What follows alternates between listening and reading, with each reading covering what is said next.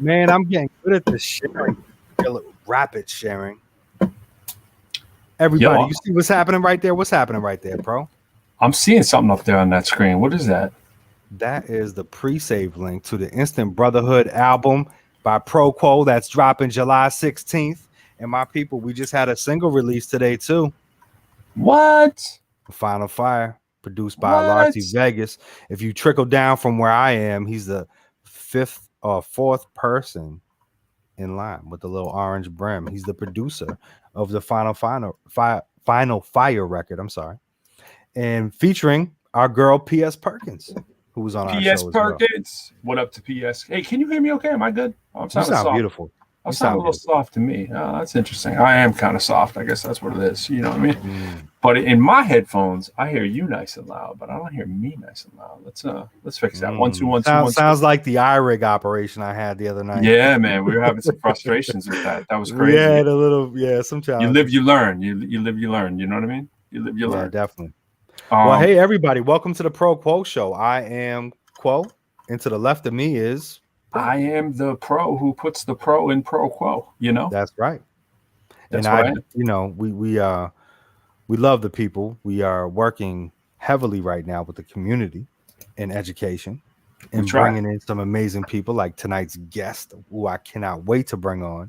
Who's that? Tell the people about Tim. I mean, let me not say it. Yeah, tell the people about it. Let's figure that out. So, if you've been following the show, you understand what's been going on with Pro Quo, right? And all the years prior to that was a lot of evaluation, self-evaluation, where you going, what's the goals, what's the aim? Making the music was the aim for me for a long time.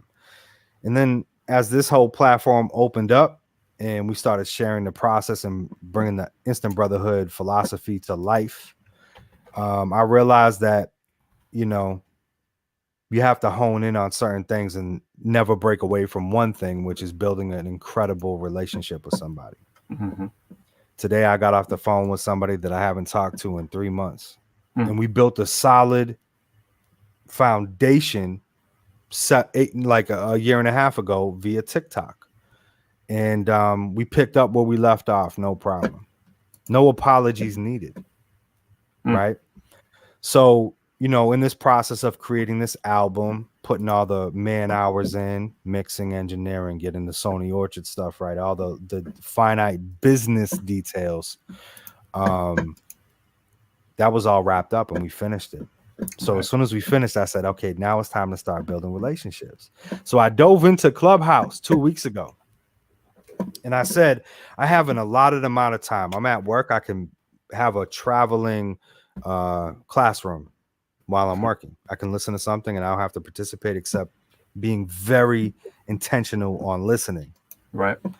So I joined Bridging the Gap for the Youth on Clubhouse, ran by Tamara Wills out of the 7 cities representing VA. And she felt like a soul sister immediately. And the more I listened and I saw the unit that she was running with, building a vision towards the youth and community and bringing something bigger than a portrait, something that makes real impact. Hashtag, right? Hashtag that. Yeah, man, I really found an incredible human being surrounded by incredible people that believe in the vision. And I'm part of that. I want to be part of that. So she's going to speak on that tonight. And yes, sir. Yes, sir. It's been amazing. Well, if that wasn't the good teaser right there, I don't know what was. So I'd be listening. I'm staying tuned. That sounds like good stuff. I see Tam's in the back there. We're gonna get her up here in a little bit. We got Don Juan's in the back. Shout out to Don Juan holding it down. Don Juan, salute. You see that little HipHopCitizen logo that we put up there right away? Yeah, that we forgot. I know, it's not on purpose. Honestly, when I came in tonight, the Pro Quo Show one wasn't there. When I came in last time, the HipHopCitizen one wasn't there. I know, yeah. That's what he does. And we usually dialing in, guys. We use our prep time prior to the show is about a 5-minute window. Today we were good. We had about a 15-minute window. Let's say it straight. Your prep time is 5 minutes before mine. I might have had 15. So you know what I mean. And I'm usually I'm usually pretty slow. But But yeah, we don't unfortunately have tons of hours to spare getting ready on the show. It is definitely not the only priority, but it should be, because we get great guests like these. We get to hash it out. We get to, you know, unwind for the week, and we just get to talk like we do anyways. But you know, right. The funny thing about that social media thing is that social media, you know, we think of it in one aspect as a way to make our lives simpler, and of course we know they can really fill the minutes, you know. So what can be a stress reliever in itself, whether you on Instagram, Clubhouse, you know, you're on Facebook, whatever it is that you're on. Shout out to all the LinkedIn people out there too, YouTube, and of course Facebook, where most of our viewers actually watch us. Right. The thing is that, you know, with all of these places to go, I mean, think about it. You wake up in the morning, right? And it's probably one of the first things we unfortunately do is check out the phone, or whether you're on your laptop or whatever. And we go through our ritual, right? We hit like our 10 sites that it is. And that's our universe. And the whole universe is out there waiting for us. But most of us just go through those same 10 things a day. And then we get hooked, and we stay in that cycle. We stay in that cycle. We stay in that cycle. And then you might stop asking the question, what is this doing for me? Yeah, right. Right. And like, where did the time go? You know, people are like, oh, I'm so busy. And it's like, well, really? Were you that busy? Or was what it? Were you doing? Right. But you hit on it, though, being mobile with it. I mean, like, you know, you can kind of take it with you, and that's when you can get some stuff done. That's why I do most of my social medias when I'm out doing the walk-in or the gym. And but I have to admit, with a single coming up, you know, I've been a little bit more prevalent out there than on social media. You know me, I'm not as, you know, maybe as social as I should and could be. You were definitely you go into the 5%, bro. I told you I can go. I'll go 90. Yeah, you can only go 5. The yin and the yang has to exist, right? Absolutely, yeah. I'm the bad guy. But good guy, bad guy. We have this single dropping in 6 minutes, man, on YouTube. So we gotta tell the people what's going on. We gotta tell them what's going on. You tell them what's going on. Tell them we gotta. We're gonna bring in some unofficial sponsorships, I think, right now. You want to hit that right now? Yeah, because it's celebrate time. You see, with coffee in the mug. You have the unofficial is the not the misspelled unofficial sponsor. Not, remember, we wanted to do it really badly spelled a couple weeks ago. But what are we rocking this week? So, you know, when you're working late hours and, you know, you're putting a lot of effort into, and you're draining the juice out of your phone, sometimes you need some natural juice, and that could be Folgers in your cup. Classic roast. And what I do, boys and girls, I know Pro don't really mess with this. He's super, his taste buds are very sensitive. But I was doing 5-hour energies, and I feel like that, you know, looking into B vitamins, I don't know if I want to put 20,000,000 milligrams of, man. Yeah. So I take the Folgers, I make my morning cup, and then if I want more, I'm straining it through that same thing. So I'm not getting like an extra dose, but I'm still getting a little bit of it to keep me up till, you know, 11 o'clock. So shout out Folgers. And second. Wow.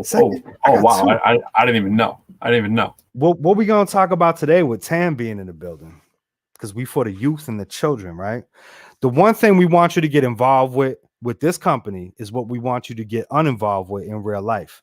And that is, make sure you stay out of trouble. What? My daughter loves this. Shout out Trouble. You hit the button, you move the pieces. It's beautiful. My 3-year-old daughter loving it. Yeah, so those are my 2 sponsors. That's a great game right there. And so for anyone who hasn't checked the show before, the unofficial, official sponsors, they're not quite sponsors, but they're sponsors we're thinking about. We're working towards it. You may need to drop us a line, or we might need to reach out to them. I'm going to put that on a list. I'm going to reach out to Folgers. Might drop a beat. Like, because you really drink drop a beat. That's true, too. There you go. You know, we drop a beat behind it. You really drink. Make a new anthem. I do. And I'm on record. I mean, you put me on record. I don't drink coffee, right? So it's like I might put it in my cup and hand it to you virtually, and then you take it out from the side like that. You know, that's about all I can do. But I remember that we brothers, we share the wealth. That's right. I remember them commercials from back in the day. Folgers in your cup. You know what I'm saying? Remember that session we had with Cathon when we were talking about Folgers, and it just like, yo, the chat blew up. I'm like, damn, as soon as we say the word coffee, bam. It's like kittens. Like, hey, tell us what kind of kitten you have. You know what I mean? See it. Yeah. And shout out everybody in the comments. So what I did today, what's actually side note on this briefly. 3 minutes. But we had, less than that. We had a problem with our chat forever, basically, is how it's been happening. We can't figure out the algorithm. So please, guys, go to the main video on our page, J. Cruz, the Professor Lyrical page, the Hip Hop Citizens page, or even better, tinyurl.com/the Pro Quo Show, and that will bring you to our YouTube channel so we can see your comments, because we've lost hundreds and hundreds of comments, and I apologize. If you are trying to communicate on our chat, please dive into those two platforms, or one of the two, whatever you can do, and we'll see you. You know, because I hate not showing the love, man. Looking crispy at the moment. I see most of them, but yeah. And what tends to happen is with the Facebook police is what we're about to do. We're about to drop a video. So even our lead-in, which has our music in it, now that it's uploaded to Sony Orchard, the stuff gets flagged because they don't know that we're the owners of the music. So what happens is copyright issues. So sometimes you can't get in. It puts it on delay. Sometimes it's a long delay. Sometimes it's short. But that's neither here nor there. But we're gonna get it straight. But yo, you see that news scrolling on the bottom? I'll make sure y'all see that news. There's some crazy things that happen while we spend these last 2 minutes before the video drops. I mean, we got new music. U.S. sprinter Sha'Carri Richardson is suspended for marijuana use, dog. That's some craziness right there. Yeah, craziness. There's gonna be some people very upset when they go to check out the 100-meter dash, man. And it's like, I don't even understand that, but y'all feel free to chime in on that. Of course, Jay, you did a whole section on the collapsed building. We might run that later. Just check for that on your social media. Where'd you put that? You put that on your Instagram, personal Instagram, I believe. Well, nah. So what I did, people, just to let you know, 1 minute. I started creating. Yeah, I created this little thing called Trending Daily with the Postman. So if you interested in that, go to that. You can keep up to date, but we'll be dropping it in here as I do them. Daily is kind of a little too much at this current time, but eventually I'll read a couple things off. Don Juan, yo, Freedom Corner LD, what's up, brother? Here we go. So, here it is. Well, we're getting ready. It's almost official. It's like 30 seconds or so. Yes, sir. It's really official. Yes, sir. LD again. Oh, my bad. That's all right. He's part of the label that we release this through, and he is my brother for life. Out of Mississippi, Freedom Corner, the brand. He's got producers. Oh, guess what? 9:15. Yeah, we gotta see how good their clock is over in the YouTube world, but we'll figure it out. All right. So let's get ready. Yeah.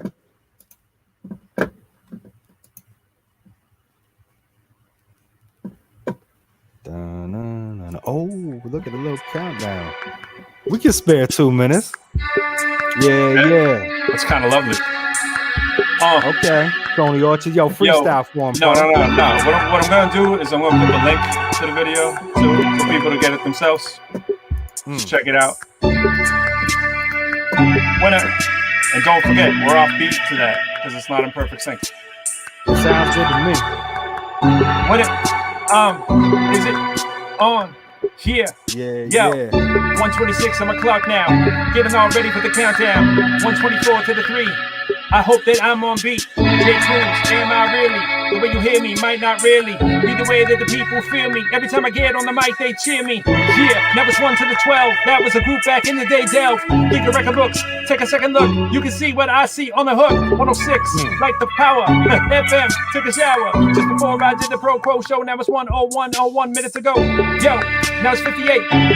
Double that. 116 reasons y'all don't want to skate with the Liverpool law applaud. You know your fate. Like what? Here I come on the mic track. When I get back, never get the mic back. 49, divide mine. Then I come out, make it all prime. Nah, really the remainder. If I took the square root, it was stranger. That was 7, lucky like the number. Go to heaven, never ever wonder. J. Cruz with the LA hat on. That's the angel. See how I rap on? Bring the tag on, bring it all back, like drag on. Every time I get on the mic, I'm kind of tired. The live wire, 28 as I perspire. Was too fast, now I'm slowing it down. Nobody has ever been able to get on the mic and get on the mound and throw the first pitch. 17 switch. I'm about to shut up in case you watch it on your Twitch. Yeah, this is the countdown final fire with P.S. Perkins. Mic check, just checking out if it was working. I be hood with my dogs. Business on pause. Off leash with the bars. Slip and don't fall. Oh, there we go.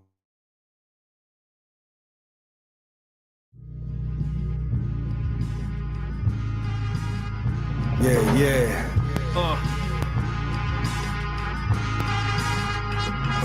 What up, Vegas? What up, Boston, Mass? Yeah. What up, Amsterdam? We ain't playing in the DMV. Yeah. So ties the final five. Immaculately crafted in these halls, hieroglyphs. Born and translated, the vocabulary's obvious. Throw your arms later when the beats is the catalyst. Mind the word labor, retrace back to avarice. Got the old hater buying back in my establishment. Lit the torch, May 21st, 2020, bagging up your purse. Cause I hearse with a chariot, no dirt for my Harriet. It hurts so I tally it. Finite things off the cross when I carry it. Primo suits in the booth, then I marry it. Kilos crew for a keynote activist. Trolls in the fees, hide them, you test the accurate. You weak off the words, I take them to inhabitants. The front line with me, red dots on contaminants. Quotables over punchlines, call the ambulance. Atmosphere bright, Exodus. off the ambulance. Hands and wrists stay lit with the amethyst. Been dripping the ambiance from the sconces with the candles lit. I cancel riffs real quick like a hammer click. My mans and them come dumping a couple cans upon your canvases. Box cutters coming out, we're doing the candlestick. Been winning the competition since before the drink get habit. My fame is never rich, obtain all the extras. One expert still remains, all except for the main expletives. I spit flames when you drain your main beverage. Skill will ever obtained and trained, your brain will hemorrhage. Just my average is so far from your maximum. Subtract them, even my math skills can't even fathom them. Difference between us is steep as elite geniuses. Trying to teach them cavemen to read what my recent thesis says. All of my drip, you should beat it through intravenously. So watch these hip-hoppers come back to life with no weaknesses. What up, Vegas? What up, Boston, Mass?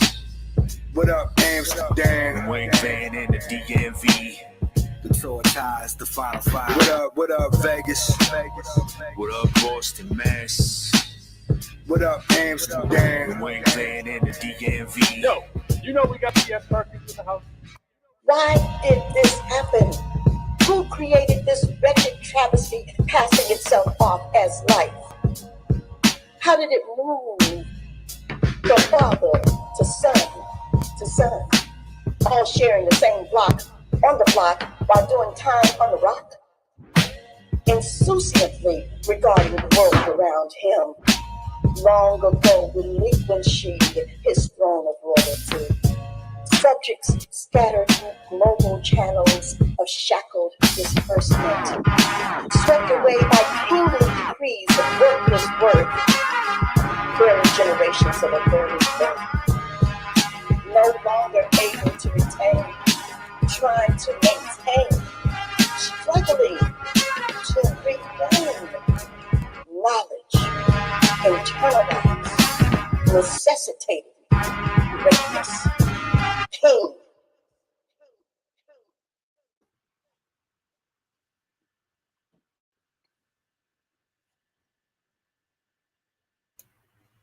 And there it is. There it is, man. Yo, I mean, when you talk about in-house everything, that's man. beautiful, you know, especially when it comes to the more I think about this video too, how it's just so much like family hands-on oriented, you know, brother shooting the video, me editing it. Yeah, we could have, you know, had the 4K, we could have had the other people come in, but it was hip-hop, you know, hip-hop. This is the culture, the foundation, and it's that raw passion. So shot that on an iPhone, folks. Yeah, iPhone. we did that. The other video is gonna be Hollywood though, but this is the jump off. I did the House of Lies video with like the Sony Reds, and you get spoiled and you're on the set. You know, it's a little difference in cost right there. And you know, that for us was definitely a feeler outer. And man, we learned a lot in that process. And yeah, that came out real quality, man. So great job. Great work all around for real, man. We did our thing, we showed ourselves authentically in the mood of the moment, chilling with our producer in Amsterdam. Unfortunately, he couldn't be there with us, but shout out Larcy Vegas one more time. What up, Amsterdam? Yeah. Yes, sir. And that's why I say, so you know, I don't want people to get confused. I say, what up, Vegas? That's Larcy Vegas. He's from Amsterdam. That's why I says Vegas. My mom lives in Vegas. I thought you were shouting at my mom when I first heard right, that. and that's okay. You know, his analogy was related to Vegas, obviously, as he told us in our when we had our international Zoom meeting a couple months back.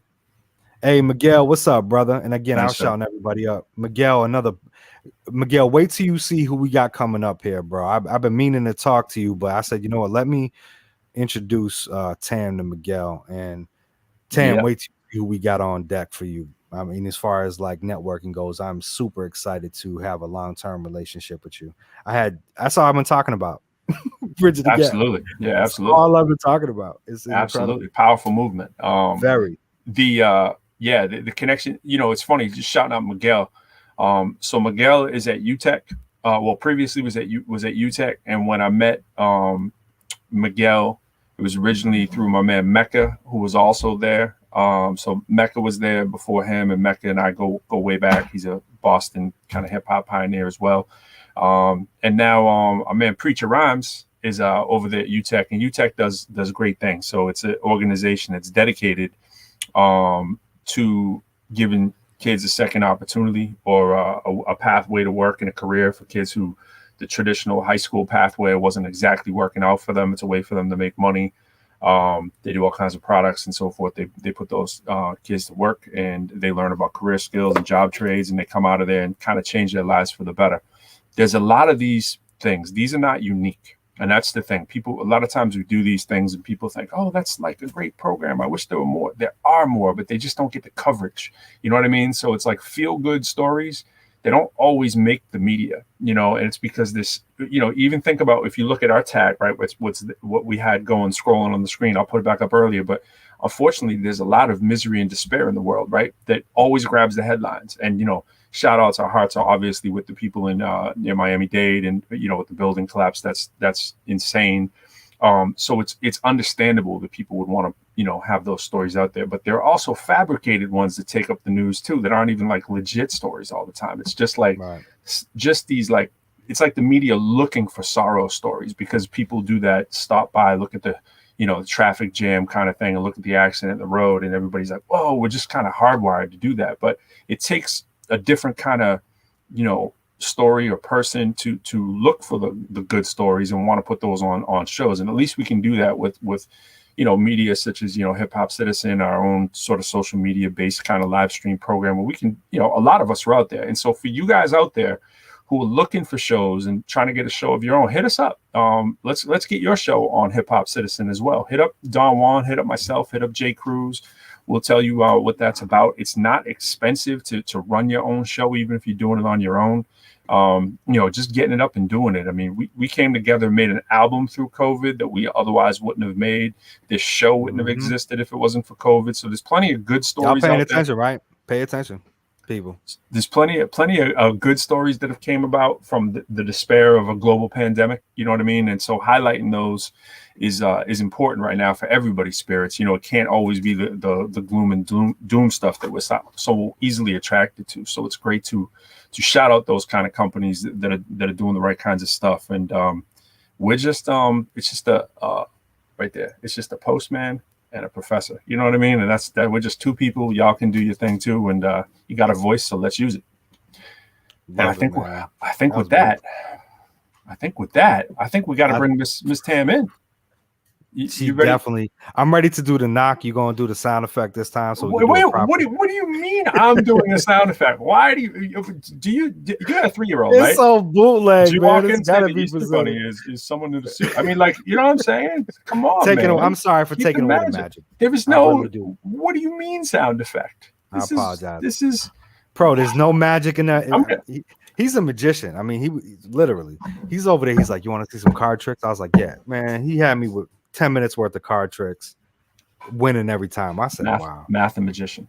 That's right. So let me do this knock to bring in the fabulous Tamara Wills, bridging the gap for the youth program. See if it works. And it worked. Yo. There she is, the queen. Oh, you're muted, Tam. Hi, guys. What's going on?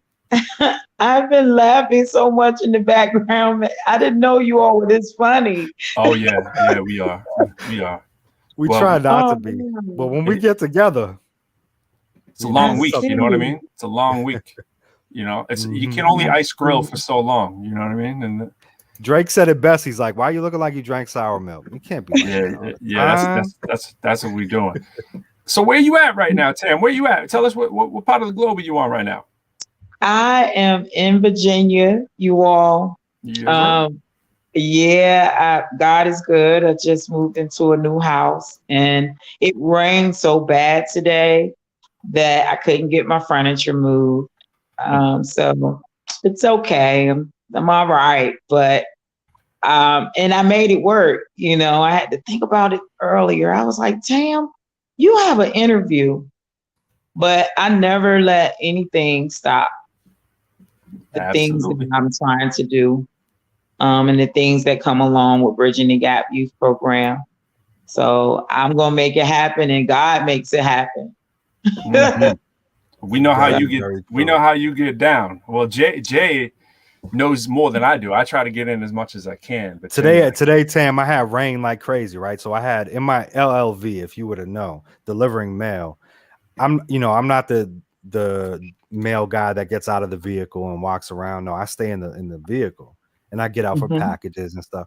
So the rain was going, the windshield wipers were on, and I couldn't hear like much of anything. So I had to keep shutting the windshield the wipers off, shut the car off, the LLV, just so I could catch some drift of what was going on.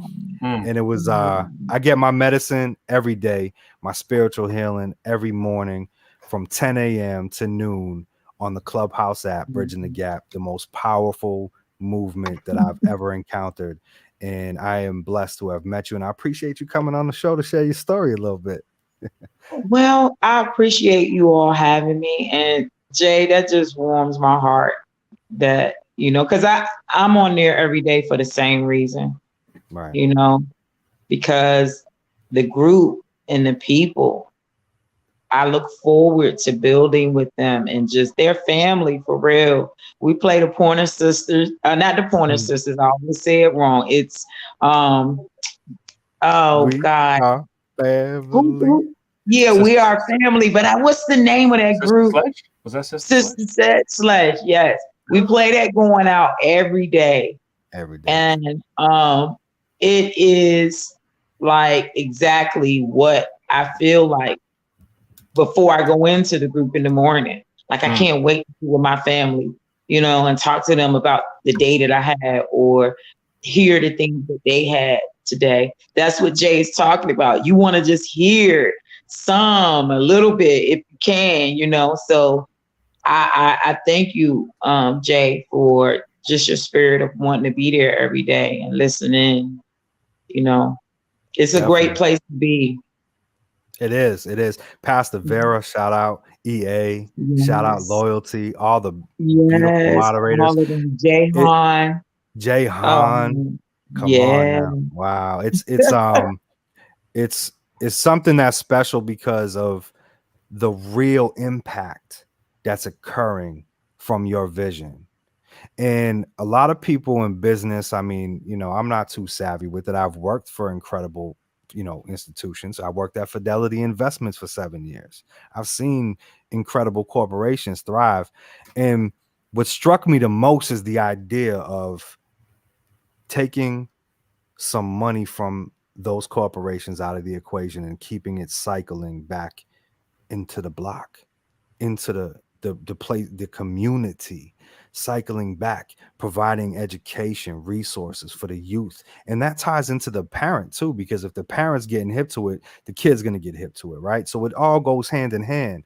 And you got me, I told you, girl, look, Africa Ties is coming up. I'm working on something major right now. So, you know, I'm not going to get too excited until I make some power moves. And then I say, okay, Tam, we definitely got to get on a call with these people. But yeah, it's you created this inspiration and this flame inside of me. So I appreciate you and applaud you for that. Oh, man, Jay. And do you, like, sometimes I don't, I love what you're saying, but you all are so seasoned and you've been in the music world and the entertainment world for a long time. And we're kind of, our nonprofit organization, 3.5 years, new baby kind of for nonprofit world, but I have only 8 years in the music side. So to hear you say that, Jay, is just, you know, I'm thankful that I was able to meet you all and be able to pour whatever it is that Bridging the Gap can bring to you to join it, to bridge that gap. Well, because that's what I've seen. Yeah. It's the vision. It's your vision. And so right now we have a lot of people watching that have no idea what we're talking about. So let's have you break that down for them. Can you guys are having a private conversation about what no one's sorry, like, y'all. What's as you could tell, this how it is, you know what I mean? Yeah, absolutely. This is how we do it on the show all the time. This is my first time actually really seeing him too and being able to talk to him animated, like this. Right? Yeah. So I guess we kind of caught up. But so break it down for us. Tell us a little bit more about the behind the scenes. First of all, what I wanted to know, and I'm sure our listeners want to know too, is obviously what really is Bridging the Gap and how did it come about? So, you're the founder. We want to know how this vision came about and what it's morphed into as well. Okay. Well, Bridging the Gap Youth Program. It's a nonprofit organization that uses entertainment, entrepreneurship, and innovation to stop youth violence. So basically for the entertainment side, we use the direct things that we have been doing from the entertainment world, like concerts, events, open mics, fashion shows, anything that's kind of triggered in the music world or we can connect music to, we have been doing. And from the entrepreneur side, we have been connecting entrepreneurs who look like our youth, talk like our youth, walk like our youth, but are willing to say, I want to show you what I do. I want to show you the business that I do. I want to bring you in and have you be a part of what I do and learn. And then from the innovation side, of course, we were inventive somewhat in connecting these things, but God blessed us with the opportunity and having a recording studio put inside of an innovation lab. So like you all, for me, that was big. It was life-changing. We were able to be introduced through Old Dominion University here in Virginia that music schematics matches shipbuilding schematics. And that eventually, we don't have it quite yet, but if youth can record music, they can learn to build digital ships. So Bridging the Gap plans to be a part of that research. So when I say life-changing, and we have 1.8 to 2.4 million STEM and innovation jobs not being filled by our young adults right now. I wanted to add that. So that's what made me excited, as a mother, as a person in the community, seeing families, the jobs from these innovation jobs can range up to high 5-figure to 6-figure incomes. And once we discovered this, we felt like as a nonprofit organization, we wanted to take the lead in introducing this to as many youth, young adults, families, anybody who wants to listen.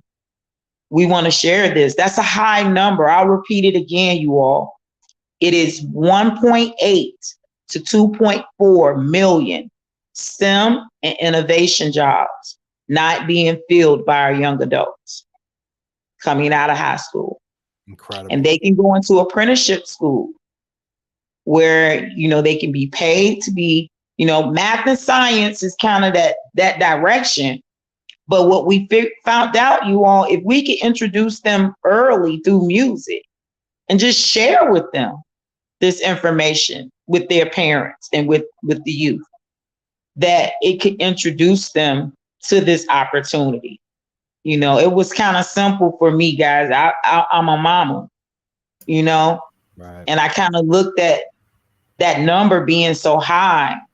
And, I have a 21-year-old myself, and I didn't know about this information. And I was very much so on, my child doing advancement things in school, but I didn't know about this. So what that made me understand was it's how the information is being delivered to the communities. Mm-hmm. Yeah.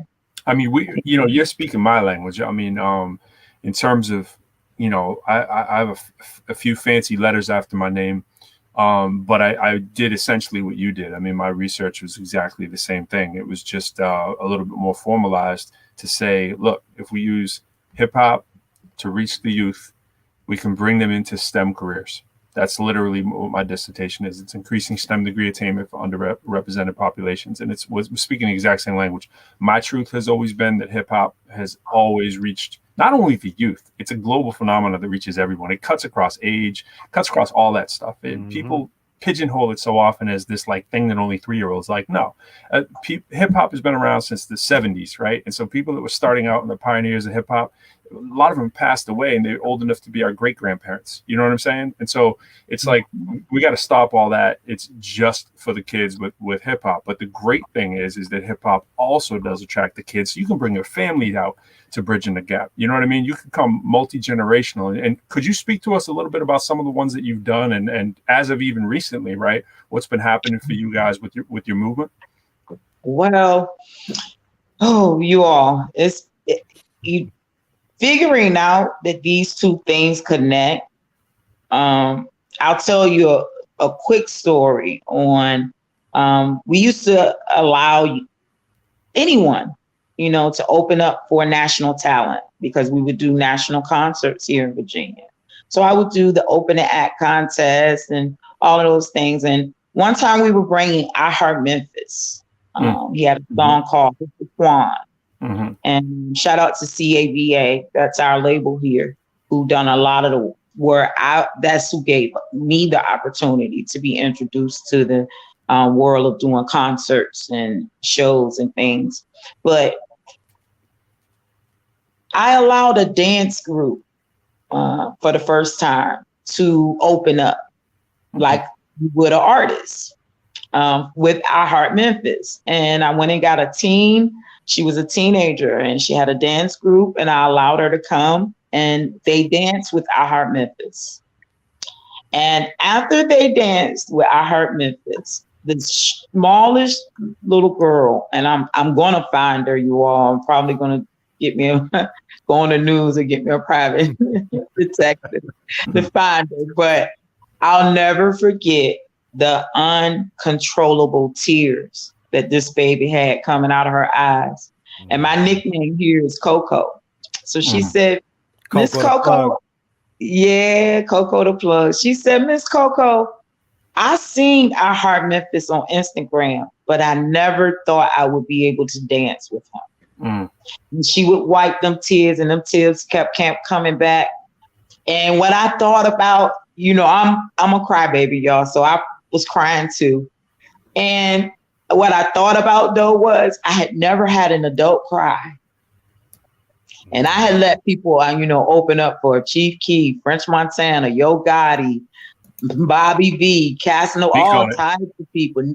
Nipsey, we brought Nipsey here, all types of people. Crazy. Yeah, and I never had any tears from grown-ups. So the tears from that baby was like, you know, I felt like a Holy Ghost in church. You know, because I know in church when I cry, when I feel something in church, I cry and I can't control it. So I knew what that was with that baby. So it touched me, and it made me say, I need to do this for the kids. It'll feel better. But what even gave you, you know, what was it, Obama's book, The Audacity of Hope, right? What gave you the audacity to think that you could do this? Like, did you have any background in this, or was this just a vision that came to you? Like, how did that happen? No, that's why I had to shout out CAVA, you know, Milton Brown. I have to say, you know, I was out here working, a mama working, you know, entrepreneur, had different things that I was into, you know, and he introduced me to doing concerts. You all, I met him, I think 3 weeks later, I was doing my first concert here at the Nova with Chief Keef. And he wasn't around to help me. So it was like I was thrown in it. First time I did that concert, I fell in love too with something. And I fell in love with seeing people have opportunity. Wow. And knowing that, and I had been doing that throughout my life, bridging the gap all the time, always trying to help somebody, or, open my doors to someone, or, my daughter was talking about it today. She's 21. She's the same way. And sometimes it doesn't always go well, Yeah. So I have to tell her, like, baby, don't ever change your spirit of helping people, And that's how Jay is right there. I mean, that's what brought him and you guys really together. You know what did? Southern hospitality. I'm not, and that's, I know that it is funny. I was getting to that. It's so deadly serious. It really is. Like, Jay had some VA time too. Y'all, we Yeah, got we got 5 the years. VA thing going here. I'm in Alexandria. She's in VA. You went. I was in Norfolk, Don Juan back Chesapeake, there. Virginia Beach. Don and Juan's from VA too. That Back there. Wow. that Southern hospitality really relaxed my whole mental attitude, my soul. And I took a lot away from that experience, So I believe in that. That's the epitome of it. A lot of our listeners are from the Northeast. We're originally both from Massachusetts, and Jay's from Leominster, I was from Lowell, and then we moved. I moved to one town over, which was called Chelmsford. Went there for most of my school, high school. Then went back to Lowell, and then Jay was bouncing around different cities and was moved all over the place. And then, our connection was Somerville. My wife is was living in Somerville, but she's from VA, and I was living in Cambridge. And I was doing a lot of, community shows and this kind of stuff too. But the point being is that Massachusetts is a different vibe. Like Jay and I met each other. We were like, what's up? you sour milking it all day. Yeah. We don't know. Mean mugging 24/7. So like what you said, we're excited when we do this show because we kind of let our guard down doing this thing. It's virtual, we're over the internet. We're not out in public. It's just so instinctual, especially for young men. It's just so instinctual to be like, someone comes up to you like, what the hell are you looking at? You know what I mean? Like, why are you talking to me? And that was my attitude my entire life. My wife used to be like, what's wrong with this guy? You know what I mean? But she's from here, and so I'm like this 24/7, and that's better than, yeah.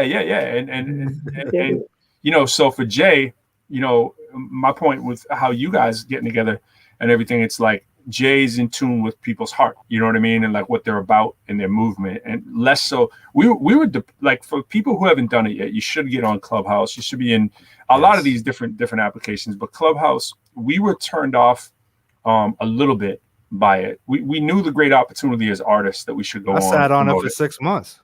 Yeah, Jay was like on there, and he was like, "Yo, Pro, Tam was the first group I went into when I opened the app, and was like, I'm gonna do something with it. But it was so unique though compared to everything else, because most of the rooms you go on in there, we all can talk about this. So again, people, if you haven't been on Clubhouse, check it out. But don't take this as an endorsement or official sponsorship or what have you. But the thing is that most people are me in there 24/7. They're promoting themselves hard. And I am not one. I talk with Jay about this all the time. If you're selling something to me, I'm not listening. I'm not interested. I'm already turned off. So I need to meet people and have a relationship with them. So for me, it's very tough to get in there and say, hey, I'm a rapper, I'm a professor, check out my music. I'm not even hardwired that way, right? So, but understanding we need to do it, especially in this day and age, I'm like, okay, let me go on there. And you go through so many of these different rooms where it's like, hey, want to improve your sales, want to, figure out how to posture and pose as a celebrity, all this stuff. And I'm like, no. And I'll go in there and I'll check out the rooms and I'll see, okay, maybe someone's talking about something different. Maybe there'll be something. And usually it's like, nope. So to find something like you're doing on there, which is so organic, bringing people together, creating a positive way to start your day and get in there and with a great goal, that's infectious. And I think when people see that on a bigger scale, they can't help but be attracted to what you got going on. So kudos. Divine guidance. You feel me? But what I want to say something real quick for a question for you too, Tam, to allow people to understand this bridging the gap more. Can you talk to us about chapters and the app that is going to be associated with this? Yeah. Well, I just want to touch on Clubhouse too for a second. Not an official plug, but I've learned a lot from that platform. You just have to be intentional. And that's what I did have to learn. You know, I had my time of going in there to different groups and, you know, but once I decided that I was going to bridge the gap and be intentional, it was like the whole thing changed for me. The whole experience of being on there. And I go on there from time to time and share that with people in the room, in the different rooms, and just telling them about being intentional on the platform. If you're on there and you're intentional, it almost has a manifestation to bring you what you need. Jay will tell you, he's a witness. It comes straight into the room. We can talk about it 2 days before and the person will come into the room. I mean, come on, Adam coming in. I'm like, you from Boston, bro? I'll be there in 25, 30 minutes for whatever we got to do. You know? Yeah. So it is incredible. Ask and thou shall receive. And when you ask from multiple sources, this source, when it's asking unconditionally with intention and purpose, you have what you have. That's right. So to touch on the app, I met an app designer on Clubhouse and kind of having some issues getting my Apple side done. We're in the Android market, but the concept of the app was to create a standing resource for youth, young adults in the community. And from Clubhouse, we were able to bring people from different cities and states that have all committed. We've started a movement. It's a lifestyle. Every day they get up in the morning, and those 2 hours are pretty much dedicated to saying, we are going to be the change we want to see.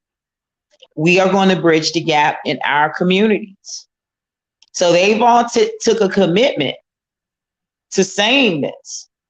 And, you know, when I was coming up with it, I had to understand about people pushing another person's business or brand. You know, you have to really think about the consumer and just people in general. So bridging the gap, I had to make people understand. My organization is called Bridging the Gap Youth Program, but bridging the gap is a lifestyle. It's a movement. The goal is to get more people in your communities to want to bridge the gap, to want to commit, to be the change they want to see.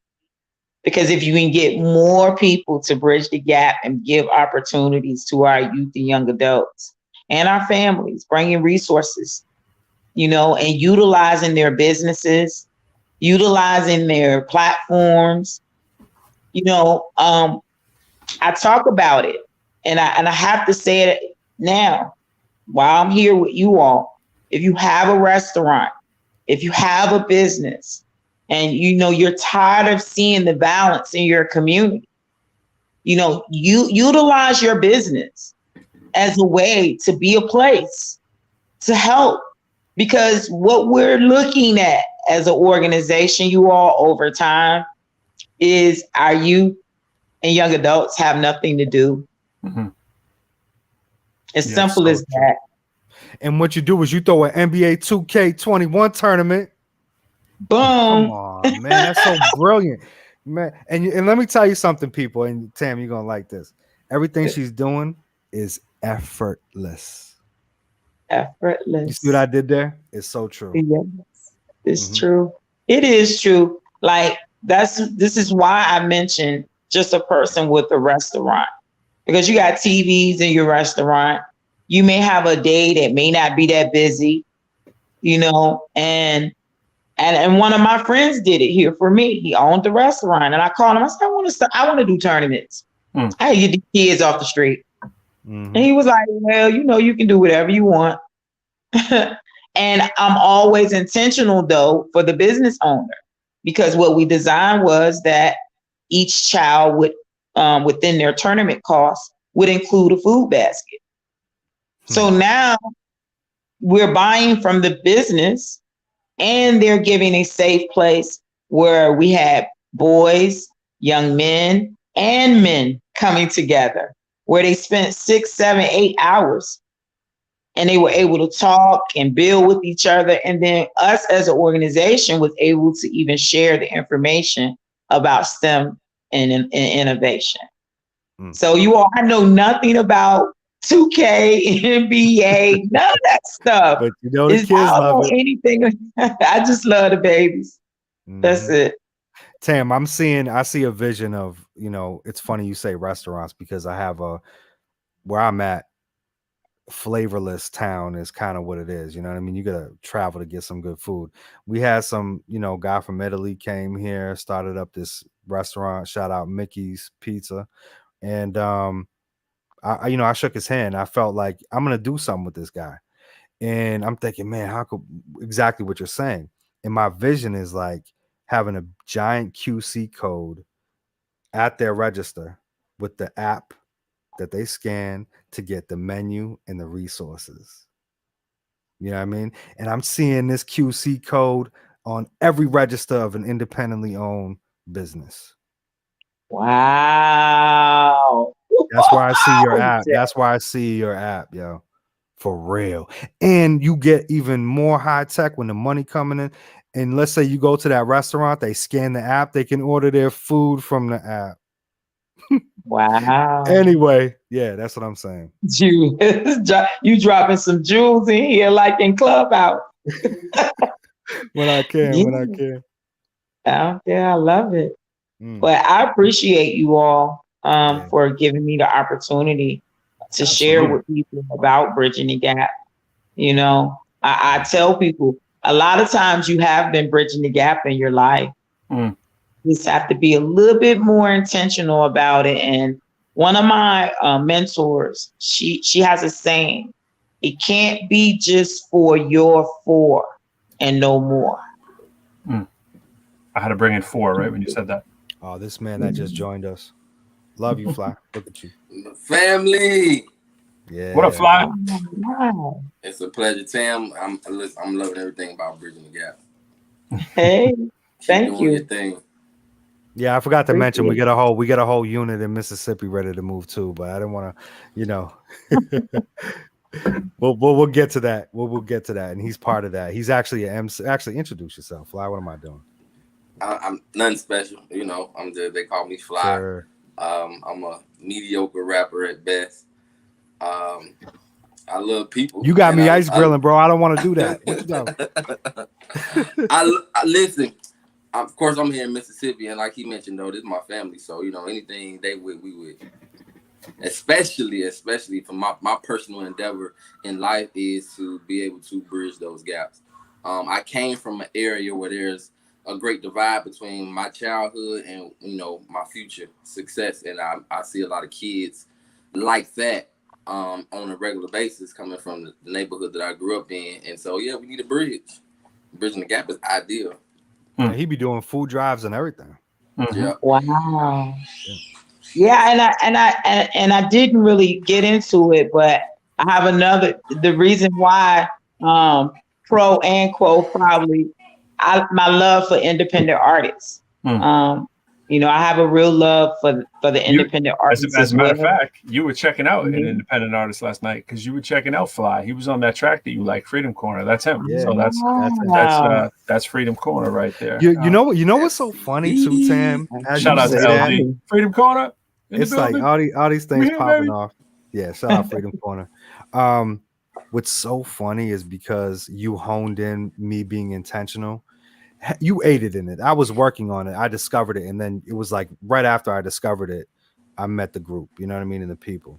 And I know what you do, but it is the last thing on my mind. You feel me? Like bridging the gap is so, like when I'm making my music, I am a veteran. I am a marksman. I am well tenured in my craft. I know that, as we all are in this room.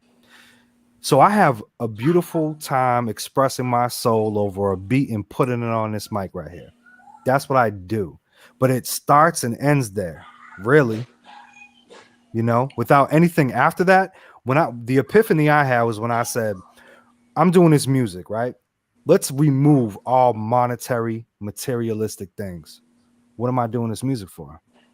As soon as I did that, I had to start thinking. And I immediately go to my daughter, 3-year-old daughter, my wife. I'm like, family, boom, boom. It all makes sense. Be a good dad. Do something more. I can inspire youth. I can, so that thought came out after. And it's funny, again, you were all about the music. But again, I know it's going to all come together, but it's the last thing on my mind, being intentional. It's adding purpose, to what you're doing. And that's one of the things I share with independent artists when I meet them. I explain to them that, when you're adding purpose to your music, now you're able to target a different set of consumers for your music. Mm-hmm. Mm-hmm. If you're adding purpose, now people will look at you differently too, and want to have your music introduced to them for a different reason, So I said at my job interview, when I got my job at in DC, I said to everybody in the interview, I was talking about your purpose. And I don't believe we have one purpose. I think we're multi-dimensional people that have far more than just one purpose. But obviously we can rank those if we want to. We may say our purpose is like the top one on the shelf. And the thing is that if you don't actually even write it down, right, to look at it and put it somewhere where you can see it, like I have it on my desk, and it's 1, 2, 3, right? Those are the 3 biggest things for me. They're right there. I see them every morning. And it's funny, what I started doing, I would look at them and I would say, what does this have in line to do with my actual like goals for the day or my list of stuff that I need to get done? And I would start looking and I'd be like, this has nothing to do with number 1 over here, except for the fact that I need to get it done because my boss needs it done kind of thing, right? Or because someone else needs it done. But if you look at the amount of things on your list every day that you're doing that don't connect to it, it's very easy to throw things out, and it makes it simpler to streamline, and I sometimes get too streamlined. Like you can go over the edge, right? I sometimes I don't see the connections. Jay is much better than that at me. Like he'll see the connection to it and like bring me back in. He'll be like, yeah, but this connects to this. I'm just like, I've got so used to doing that now that I'm like, okay, if this doesn't directly connect, that's off my list for the day, because time is our most precious commodity, right? And so now I guess what I'm saying is I know my list. I know it's on there. And if it doesn't connect to it, at least immediately for me, it falls to the bottom. Like if I have extra time, then maybe I'll do it. Or maybe I'll, if I have a conversation with Jay, maybe he'll remind me why number 10 down there is like really close to the top. And I'll be like, oh, okay. But I think we all need to do that if you don't already, and that way it really trims the fat and makes you think like, what am I doing? What I'm doing for? I say it to rappers all the time. Like, what are you doing? I get into these rooms and I listen to people make literally stripper music all day long. And I get it. That's it's not my thing, but I get it. That's your thing, right? But it's like, there's got to be more to you than just making stripper music. You know what I mean? Like, there's got to be more. There's got to be a time where you wake up in the day and go, what is my kid going to think when they listen to that stripper music that I'm making? Or I'm talking about mommy shaking on the pole. You know what I'm saying? Like, seriously, you're limited time on earth. That's what you want to waste it for? I feel like virtually slapping everyone when I get into, and I've always felt like that. There's never been a time in my life that I haven't felt like that. It's just you're not man enough to say it sometimes when you're younger. But it was like I was always trying to say that. And this is from someone who actually worked in a strip club. Like I worked in a strip club promoting hip hop a long time ago. But it was like, you get to the point where you're like, you know what? This isn't me. You know what I'm saying? This isn't me. This is not what I'm about. And it's like life is short. If you get that day back yesterday and you realize that nothing on your list was getting accomplished, like what would you do to get that day back? You know what I mean? Like, and how'd you spend it? Stripper pole. Come on, dog. You know what I mean? Woo. Well, I will say, bro, and sometimes this is a part of bridging the gap because we become mature and we don't want to hear that music anymore. I'm 45. I do these open mics every 2 weeks. They age from range sometimes 17 to 40. And I never turn them away. I allow them to come and perform whatever song that is that they want to. And what we've done is incorporated radio in it, where I'm able to get them let them know, you know, if you bring the music like this, it'll never get on the radio. So this is how we use to have them clean it up before they even bring it, because they're aiming to get on iHeartRadio. So it's attaching, like I said, purpose, you know, to what you're doing. So as I said, they bring any type of music, but after they come to the Spotlight Showcase here in Virginia, and it's open to anyone. You can come from any city and state and do the Spotlight Showcase for a chance to get on the radio here. But it does open the door for us as a nonprofit, because I talk about the nonprofit inside of these open mics. So I've brung them together, you know, and stop talking about stopping violence. And a lot of them will come to me. I'll tell you all a quick story. And I tell this online because this is, you know, one of the life-changing things for me. And it happened about 10 months, almost a year ago, coming up September.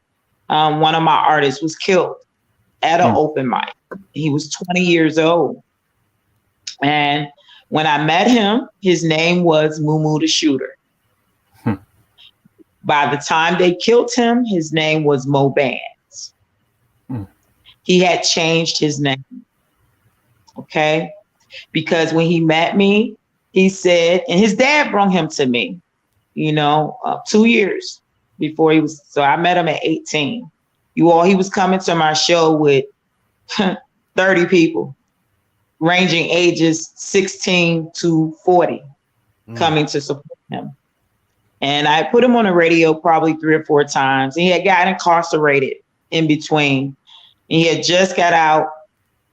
And I didn't even recognize the name because he had changed his name. And I remember him meeting me, and he said, Miss Coco, I want to be on all your shows. I want to do everything you're doing. And I told him, I said, you can't be on everything with that name, Mo Bands.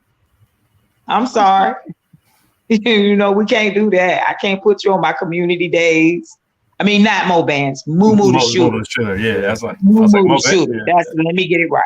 Yeah, I told him you can't be on my shows with that type of name. And what I believe was he thought about that over time. I seen the music change. I seen the guns being removed from the music.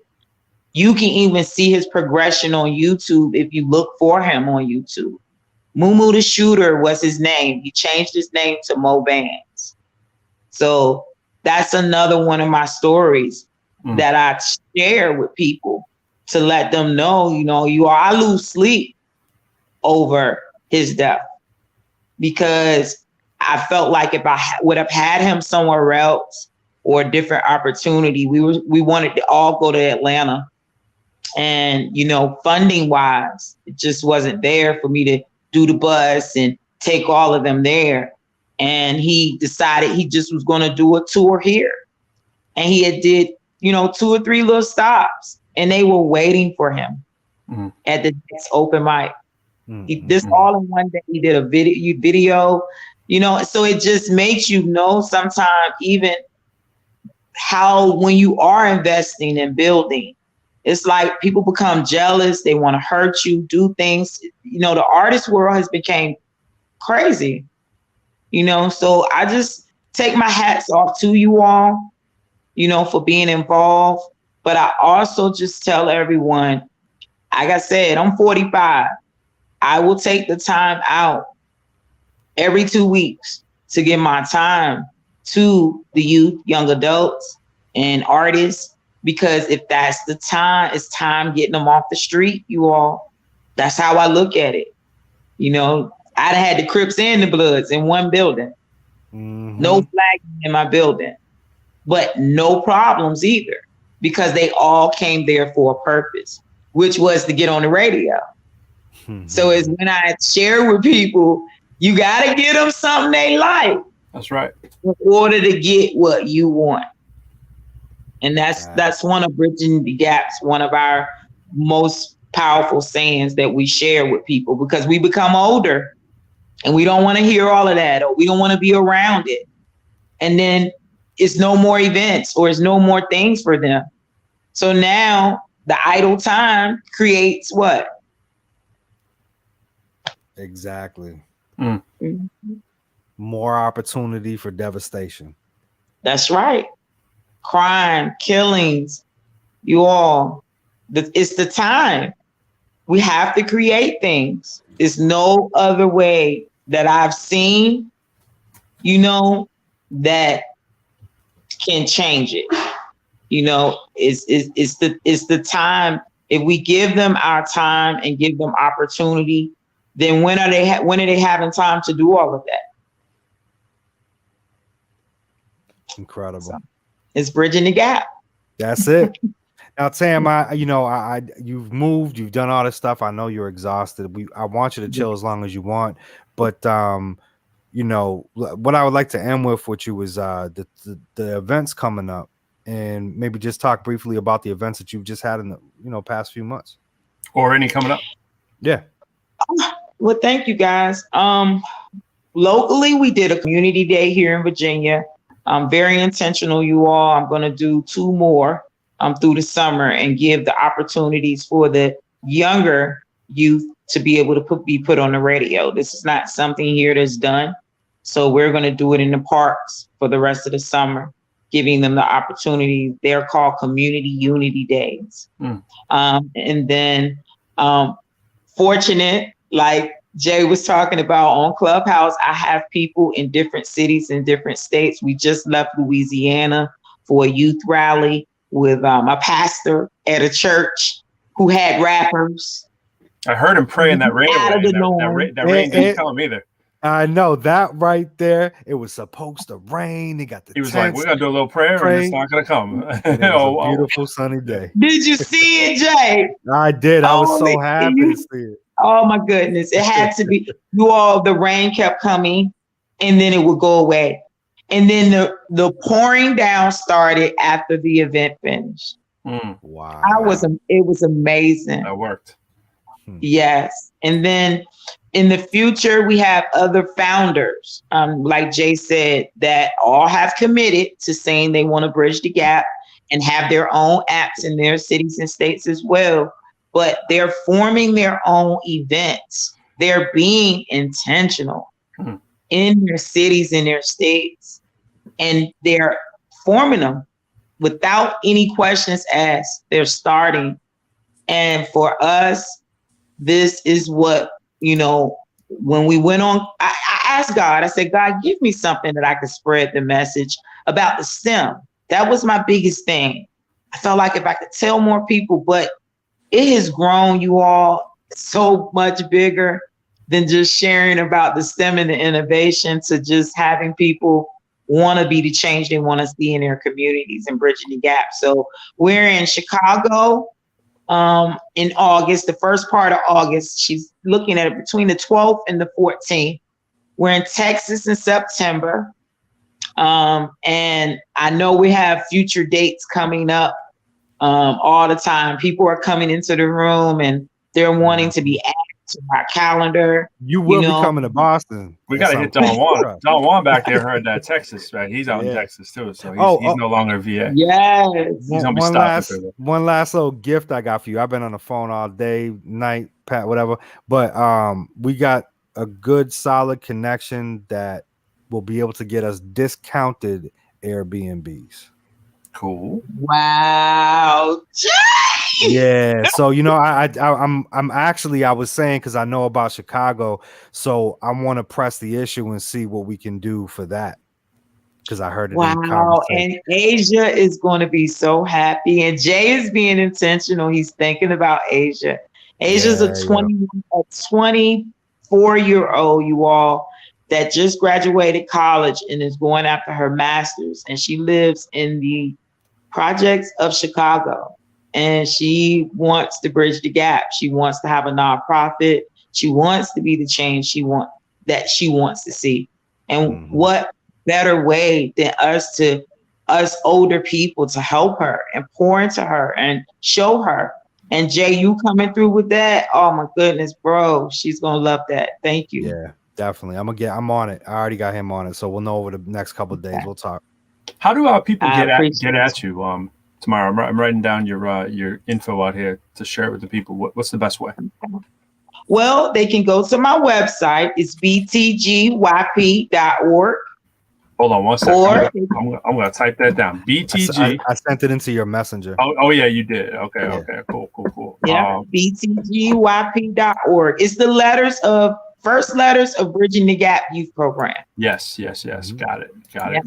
Cool. And then the Instagram is the same, btgyp. All right. You can find us on Facebook as a group, Bridging the Gap Youth Program. And I'm Tamara Wills on Facebook as well. And on Clubhouse as well. And on Clubhouse, yeah. Come on to Mississippi, Tam. I'm coming.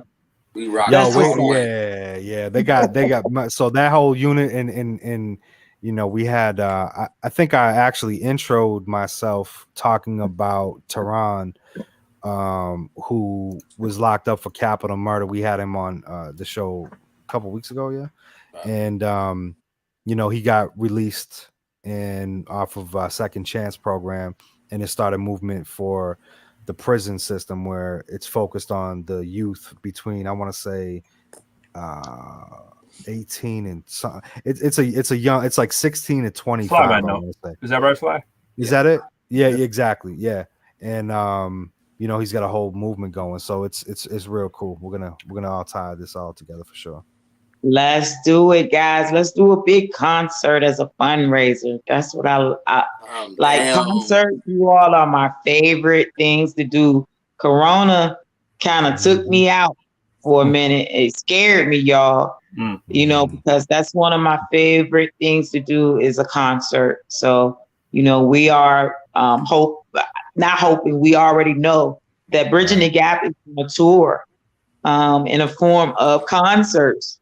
Y'all, I move like independent artists. Did you notice that, Jay? I move like an independent artist. Absolutely. Yeah. Yes.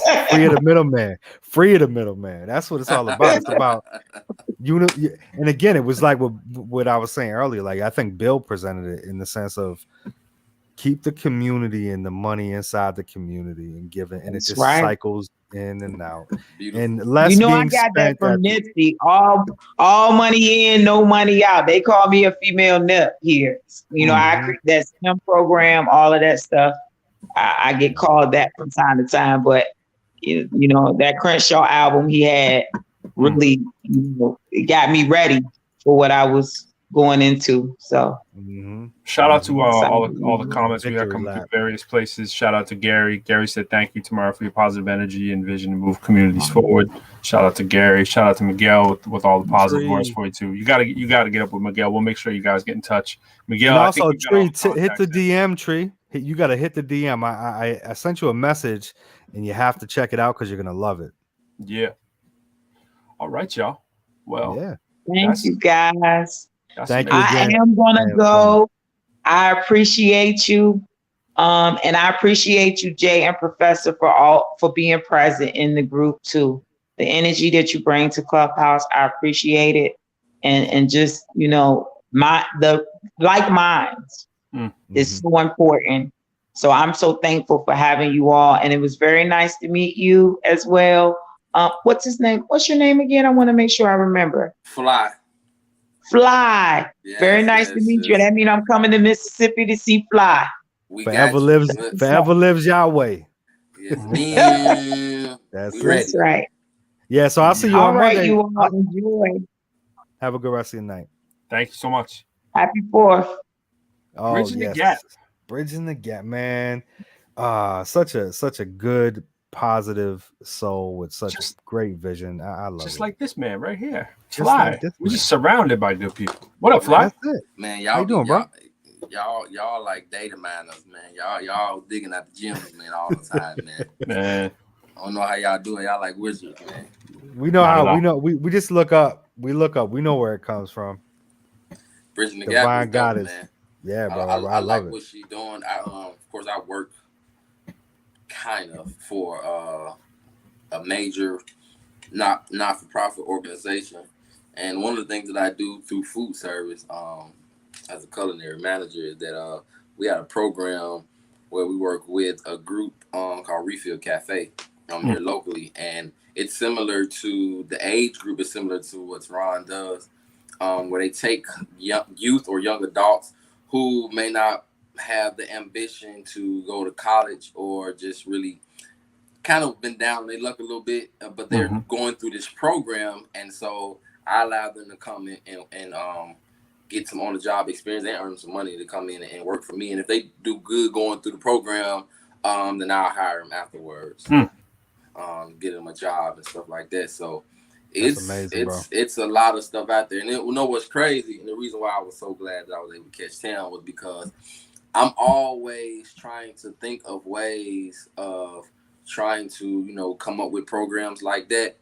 And honestly, you know, I think it's a mistake for me to spend so much time trying to reinvent the wheel when there's people like out there already like her.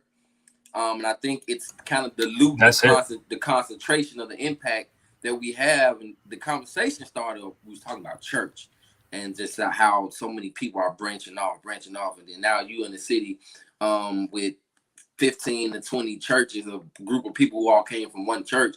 And it kind of dilutes the concentration or the impact that you can have if we had just stuck together. And so now my focus is actually literally just shifted in this conversation. Like, man, I just need to be linking with people good people that's already doing it. Yeah, you know, it's funny because and let me pause real quick. Abio say, yo, what's up, brother? I see you. I saw that comment.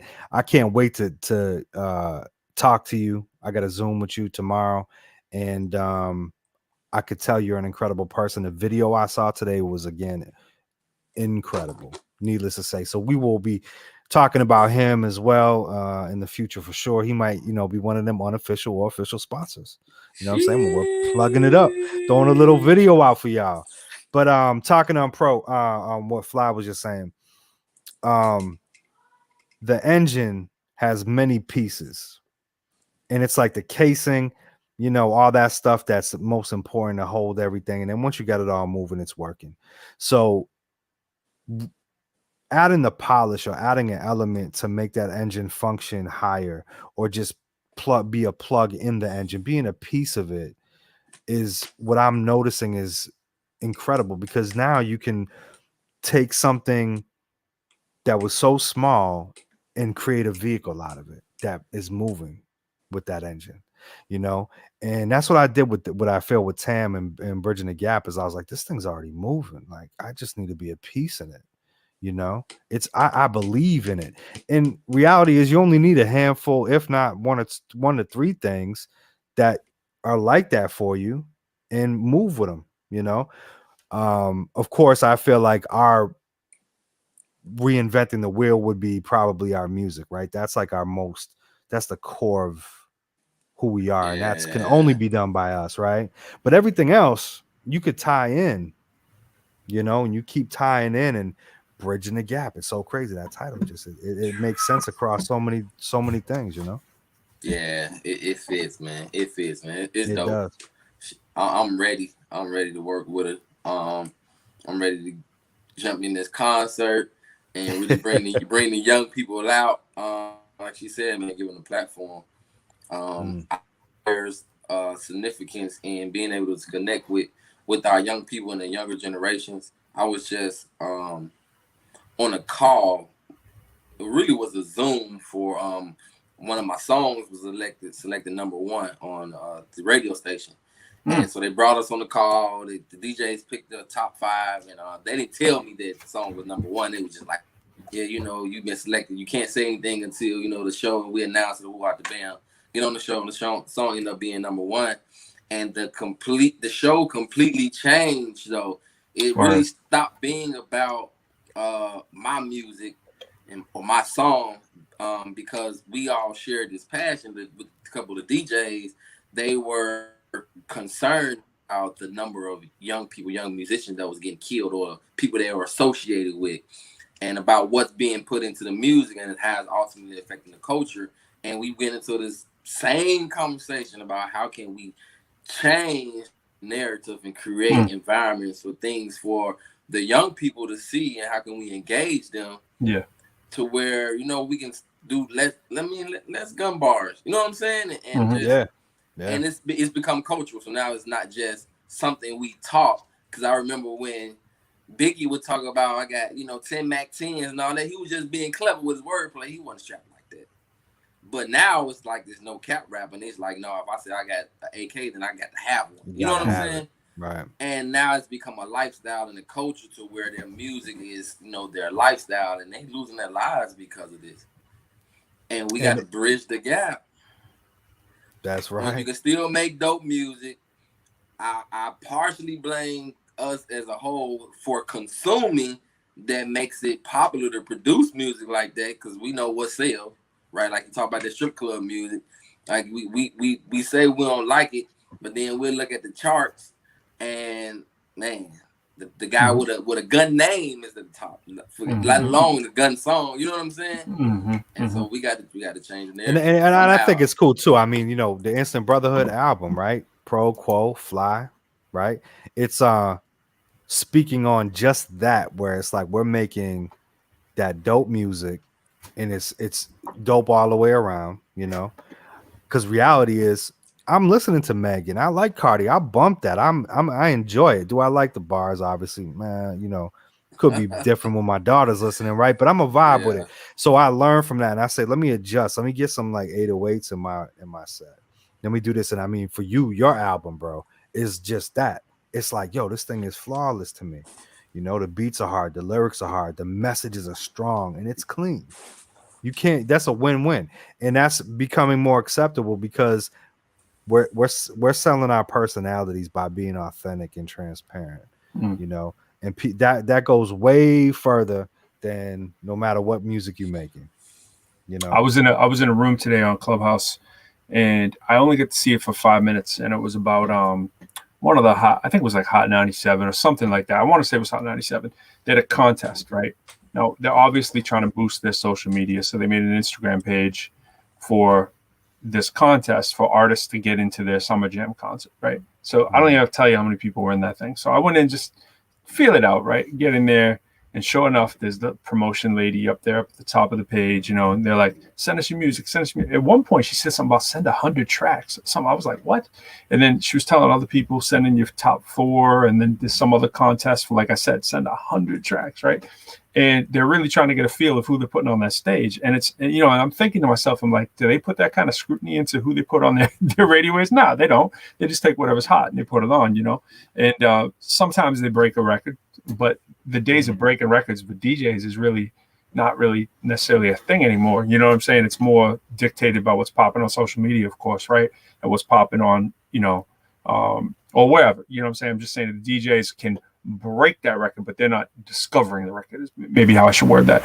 So my bigger point to that whole thing is, it's like you got a radio station clamoring to get people to their social media, and people are dying to have that opportunity because it's one opportunity, and you got a line thousands long trying to be that one person. What are they going to do? They're going to emulate everything else. Who's going to have the confidence at 18? I mean, me as an MC, if I get into an MC room and there's like 30 MCs and they're talking a lot of junk or whatever, you can get a little intimidated too, because I'm like, do I really want to be in this room? Do I really want to introduce myself and say what I do and have some people trying to clown on you when they don't know you? You know, we've all seen those kind of like environments in real life, and they also exist online, right? So it's like you get in there, people talking junk, and before you know it, it's like a real kind of little toxic room. Like, let me dip out of this. But those kind of rooms, they have the power, right, to do something like that can be a magnet. Imagine if they went like this. We have $100,000 contest for who can produce the best clean rap signal, right? But there's no pressure on them to do that. Radio stations aren't just going to be wonderfully ethical for no reason. Their bottom line is to make money. Right. Yeah. So there's no reason they want to change a cookie cutter formula that all they have to do, because the consumers allow them to, is play the same 12 songs all day long that sound like every other song that's coming out. Right. And there's moderate, slow changes, right? Someone will do something. It has to become a trend for the radio station to move it. But you can pressure a radio station with outfits like Bridging the Gap. You can have a movement. What if Fly opens up Bridging the Gap in Mississippi with Freedom Corner, right? What if they create their own? Or what if 5 people listen to this? Remember Miguel out there? What if he does one in Haverhill, right? And all of a sudden, what if all the Bridge the Gaps at the same time were like like, you know what, we're having this contest, and they step to all these corporate sponsors, right? And they say, this is what we want your money for. We want, if y'all really want to make some change, let's be about it. Let's make an entire clean album that has no gun bars in it whatsoever, but it's still dope, right? You want to see people produce some dope non-gun bars and non-dope, right? It'll come out of the woodwork for like 100 grand. And that flips the script right there. And that's the kind of pressure that we need to do. And that's civil action. That's like making change in your community, because doing these shows, like, the problem is that they're temporary. It's just a show, right? And Bridging the Gap is obviously trying to make a movement, but a lot of times we do these shows. Maybe you and I go say, hey, let's make our clean album, right? It's a drop in the bucket. You know, us making a clean album, drop in the bucket, unless people rally behind it and say, yo, there's this clean album. This is what I want y'all to check out. Or you should check out Fly. You should check out whatever. Exactly. But when you get a company behind you that puts up money to make that change, then that change can happen. Yeah. And you know what, to add on to that and piggyback is that, you know, and you know too, Pro, being a promoter as long as you were, when you had an independent artist come in and that artist brought in people, who was the majority of those people that they brought in? Friends and family, right? Right. So now take that philosophy and say, okay, create your environment. So now you have extended family throughout all your resources that are evolving around hip hop, such as Bridging the Gap. And your family is now 100, 200, 1,000. And that impact, when you do it, when they're flying, when this team is moving to an event, they're moving as a unit. That's why I said the Airbnb thing, it's real, people moving as a unit. So all these family members now moving, boom, boom. And when you continue to do that and have impact, everything you're saying, Pro, is like, it's a possibility, right? It's now a possibility once you, again, just find that engine, find something that's already there that you could add on to have the same vision and goals, you know? And again, what's the bigger vision? It's not to get rich and famous, to get the material, to get the Lambo, to get the chains, the jewelry. That is not it.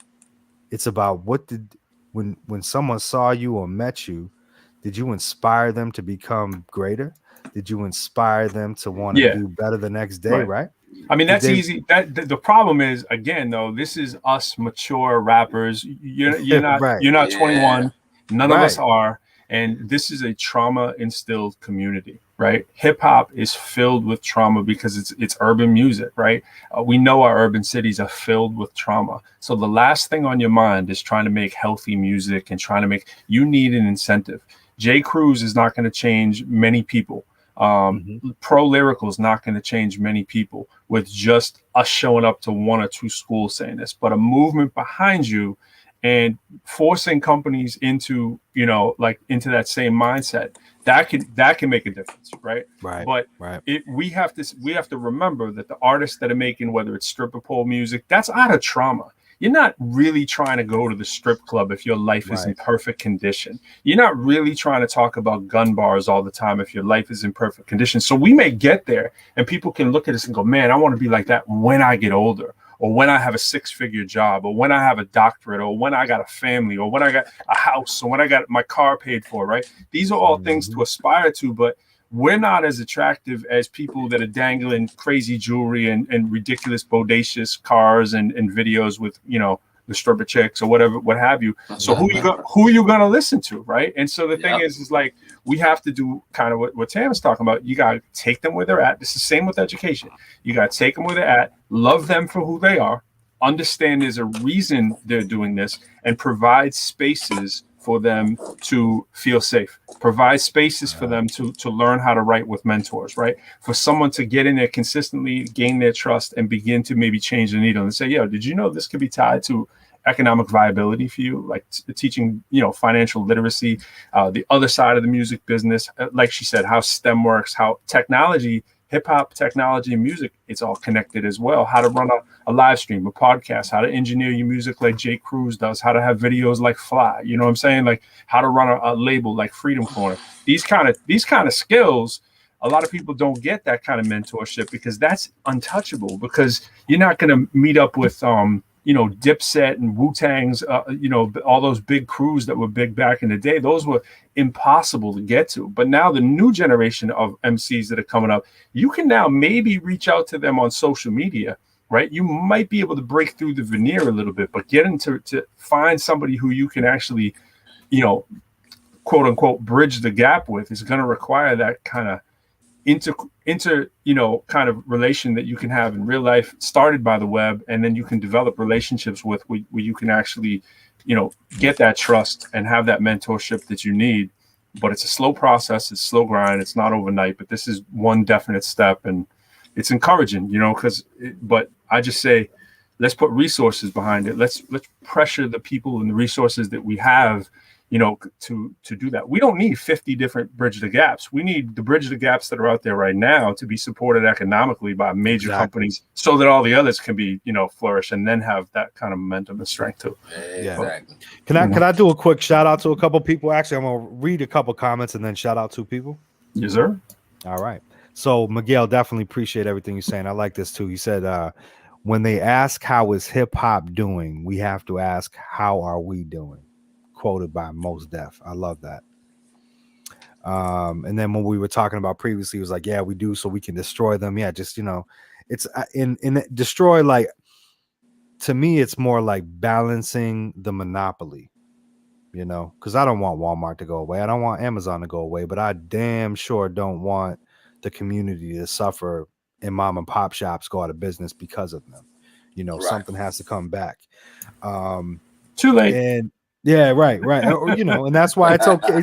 Things have to change. But, we're looking for the sponsor. Hey, Walmart, I'll be I'm definitely down for the sponsor. But I'll tell you I was watching Amazon Prime before the show too, man. I'm not helping. I was delivering Amazon all day. Okay. Anyway, so and then he said, postman, baby. Yeah, we need a heading for we're heading for self-destruction movement again. I'm not sure about that one, but yeah, moving away from it. Shout out Gregory, appreciate you. And that's right, they're gone, and it's sad, but reality is they're still there. We just need to bridge the gap, bring the people together. I'm going to be using that a lot now moving forward, just so y'all know. But anyway, shout out to 2 special people. First, Emmanuel Balo out of Liberia, Africa.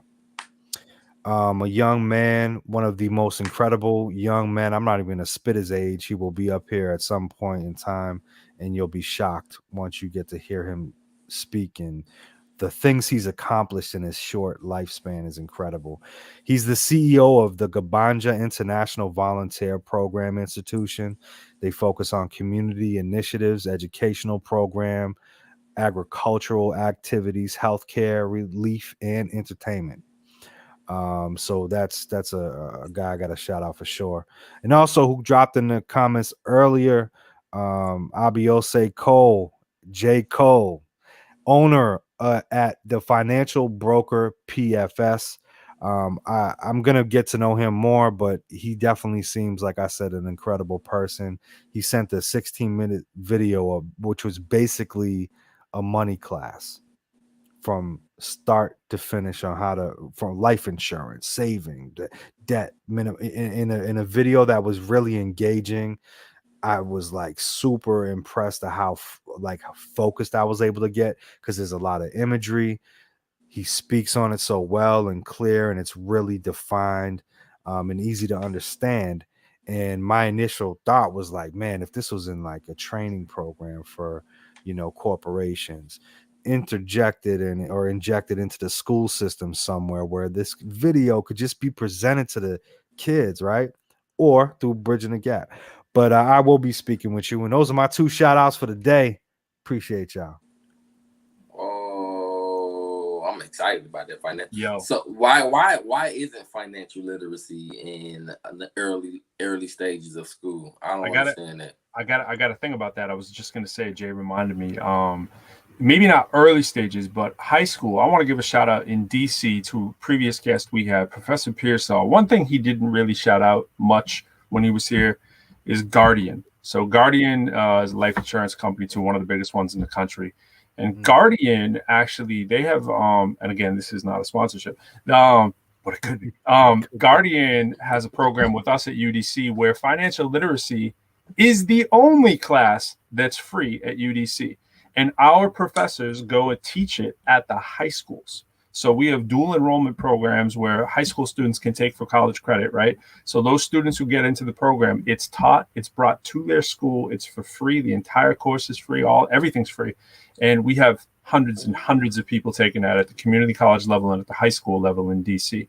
More and more places are doing these kind of things, but you see how it's public-private partnerships. And I say that again, it's public, we're a public university, private company partnership.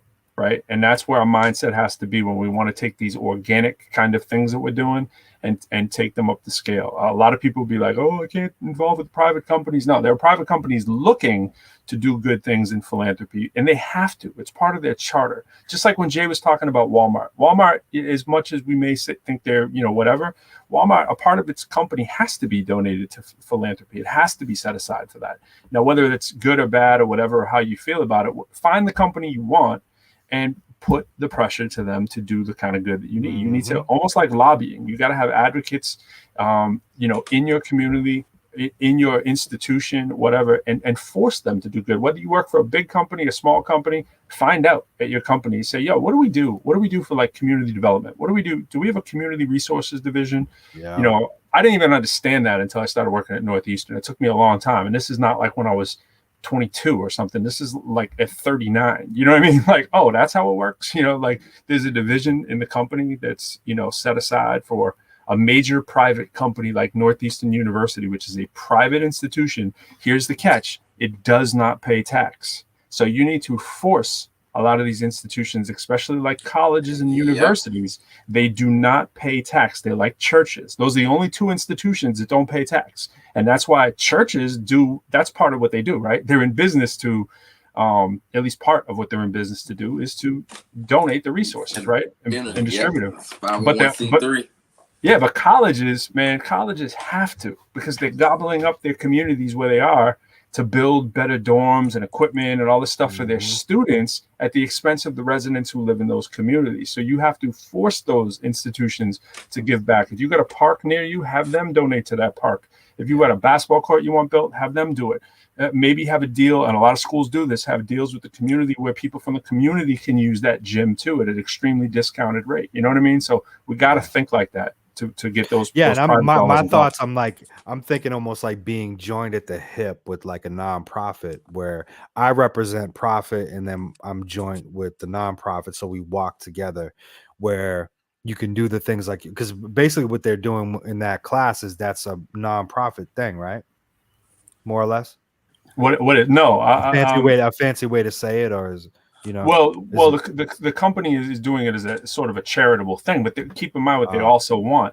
They also want employees to be trained, and they're looking for, like, we're an HBCU.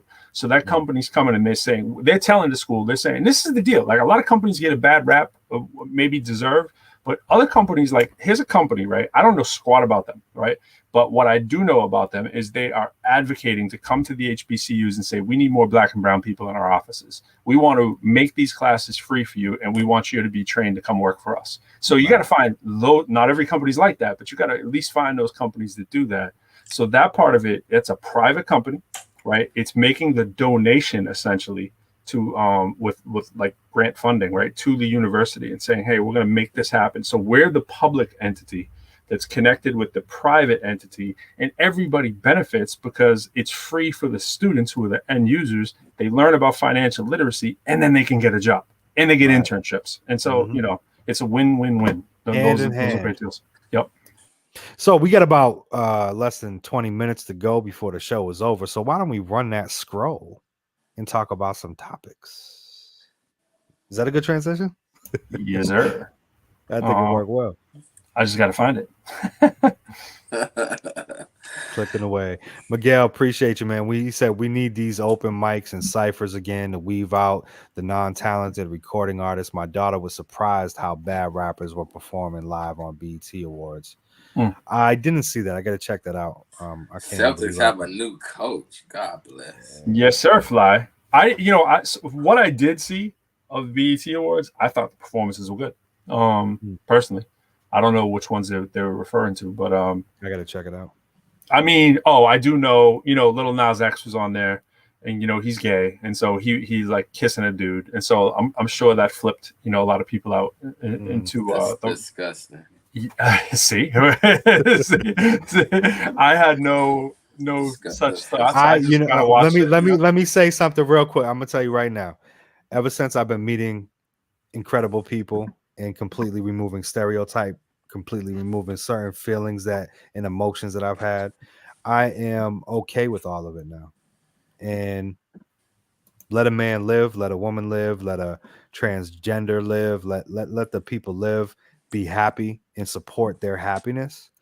I'm cool with that. You know what I mean? But and what up? And shout out to Gregory DeGracco, man. I see your comment. Half trash on BET Awards for real. Yeah. So I didn't see. Oh, legendary, legendary in the building. What up, legendary? Legendary.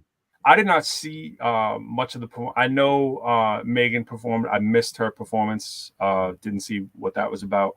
But I did see. Who did I see? I saw Tyler, the Creator. So I thought it was dope. He came out with the car thing. I was like, okay, this is wild.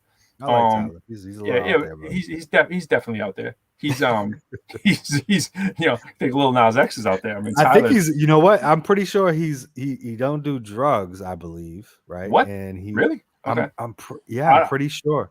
Yeah, I know he got that Grinch song. He got that Grinch song. It seems like he might. Like, but he don't. Who's this? I was like, he's a rapper. I don't watch BET. Just personal preference, but I just feel that in every individual's quest to be themselves, my issue has been recently that I feel like a lot of the narratives are being forced on. Sure. My biggest issue is really like our children. Sure. Mm-hmm. They're being exposed,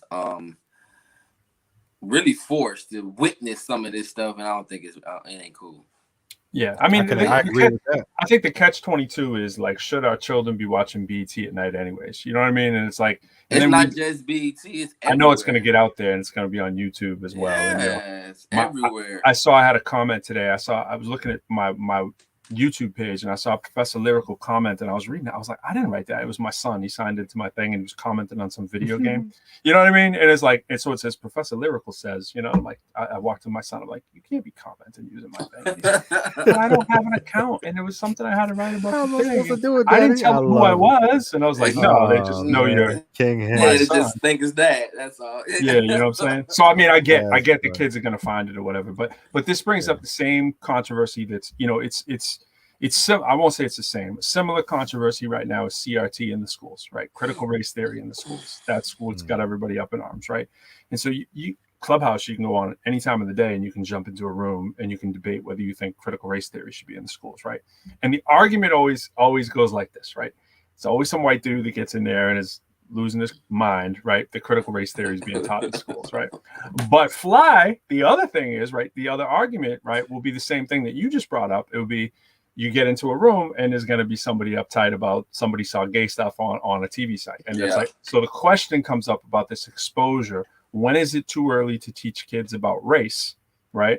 And when is it too early for kids to see a man kissing a woman or something similar? You know what I mean? And so I agree. It's an awkward discussion any probable time, right? At kids of a certain age. But it's like, is there a line in the sand that like, okay, is it 7? Is it 12? Is it 15? Well, I think it differs between our kids watching something like that on TV versus it being taught in the class. Right, educated. Yeah, right, exactly. There's a difference between education and exposure. You know what I mean? Like just stumbling across something and seeing it unprepared. No. There's no title of the class, so most classes before you take them as a professor, you got a general idea of what you're getting ready to be taught or what you're going to hear, at least a general idea of what you're going to hear when you go in this classroom. And I think education is paramount in any form, no matter what it is. And as far as age ranges, I think as far as that goes, as long as the kid is old enough to comprehend, I think, it's a conversation that should be had. But them just witnessing something on TV, now you just turned that and that now. It may lead to an like the force fed. That's my whole thing. Like it shouldn't be force fed. I've had just in the last week, I sat down across from the table and I interviewed a transgender person, and it was unusual. Now as a so was our man Don Juan back there on his show. They have a transgender rapper, I believe, on the show a couple times. Oh, and it didn't make me uncomfortable. I'm not homophobic or anything like that. Matter of fact, I don't really see like how you can treat people different based on what they believe or think. You know, I just feel like, especially as a believer, as a man of faith, I believe you just need to love people, period, no matter what they got going on. And really show that light and stuff like that. And this particular person, he said he identified as she.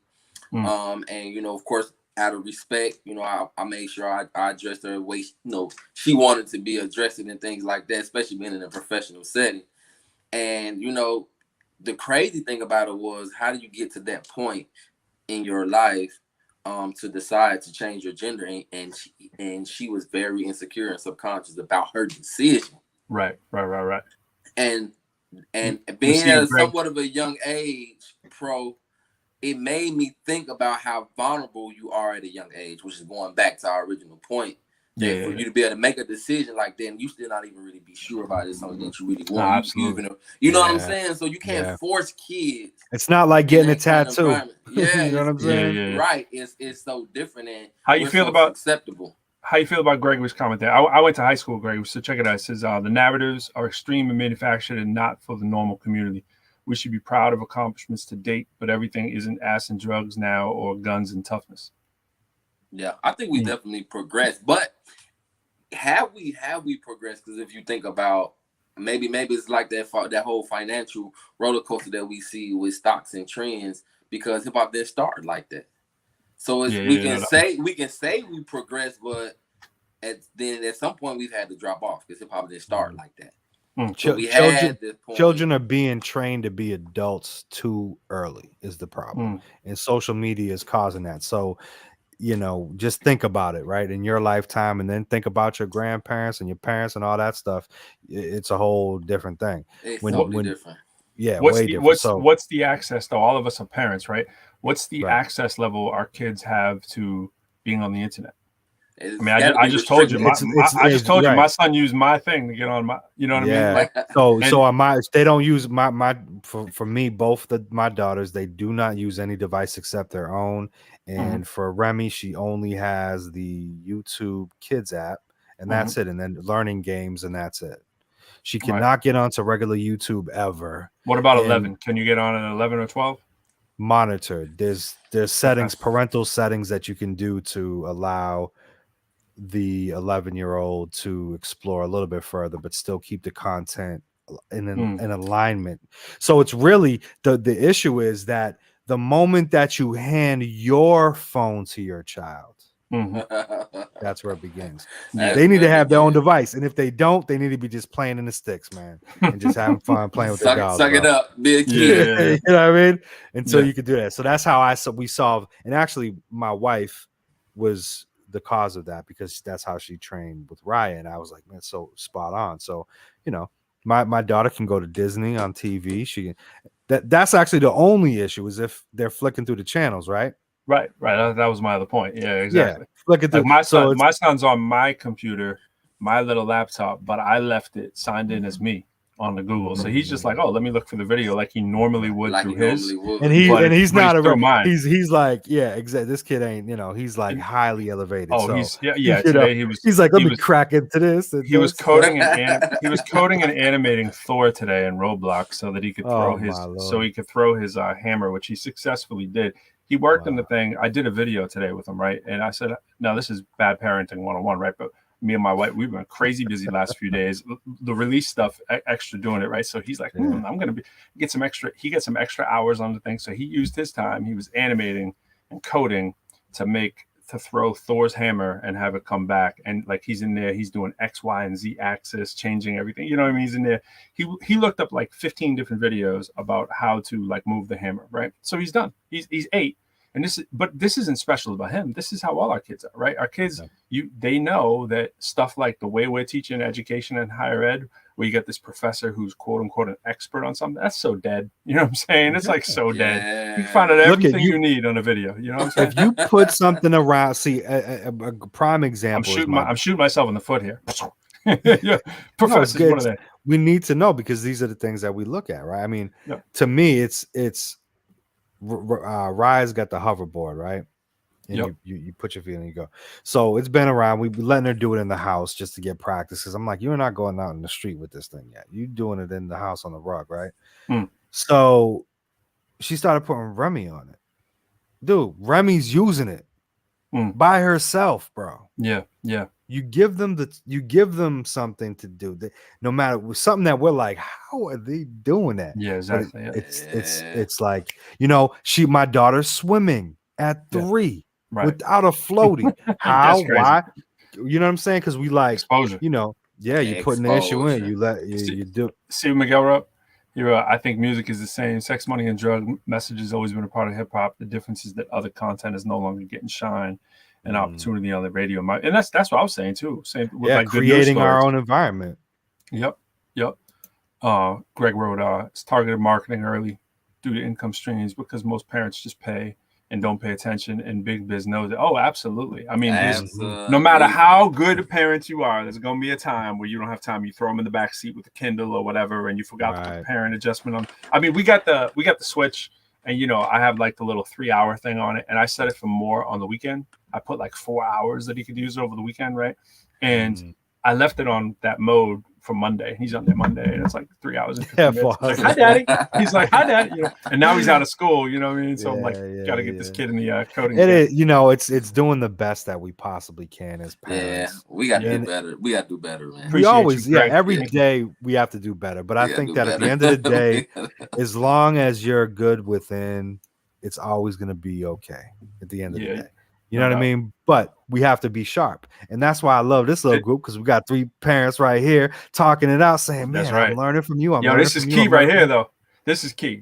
I started allowing my kids to play online at the age of 13 and 14, Tree wrote, and I've talked to them about predators and know there's nothing but trouble online after 9 at night. My kid is same thing. I unfortunately started talking to him about like predators at like 5, right? And so like at 5, he knew that like kids could get snatched up or that people online are looking. So he knows never to say his name, never doing this kind of stuff. But the problem is right now, they haven't seen humans in like a year. They're dying to, like, he was at the pool today, right? Human interaction. Yeah, they are dying. Like, he's all up in their face. And we're like, yo, you can't be all up in everybody's face or whatever. And he's like, I know, but it's just that she was vaccinated. And it's like they're trying to hug in the pool. And it's just like, well, and you provide safety too. You're a safety net. If you weren't there, it'd probably be different. The safety net of having your parent.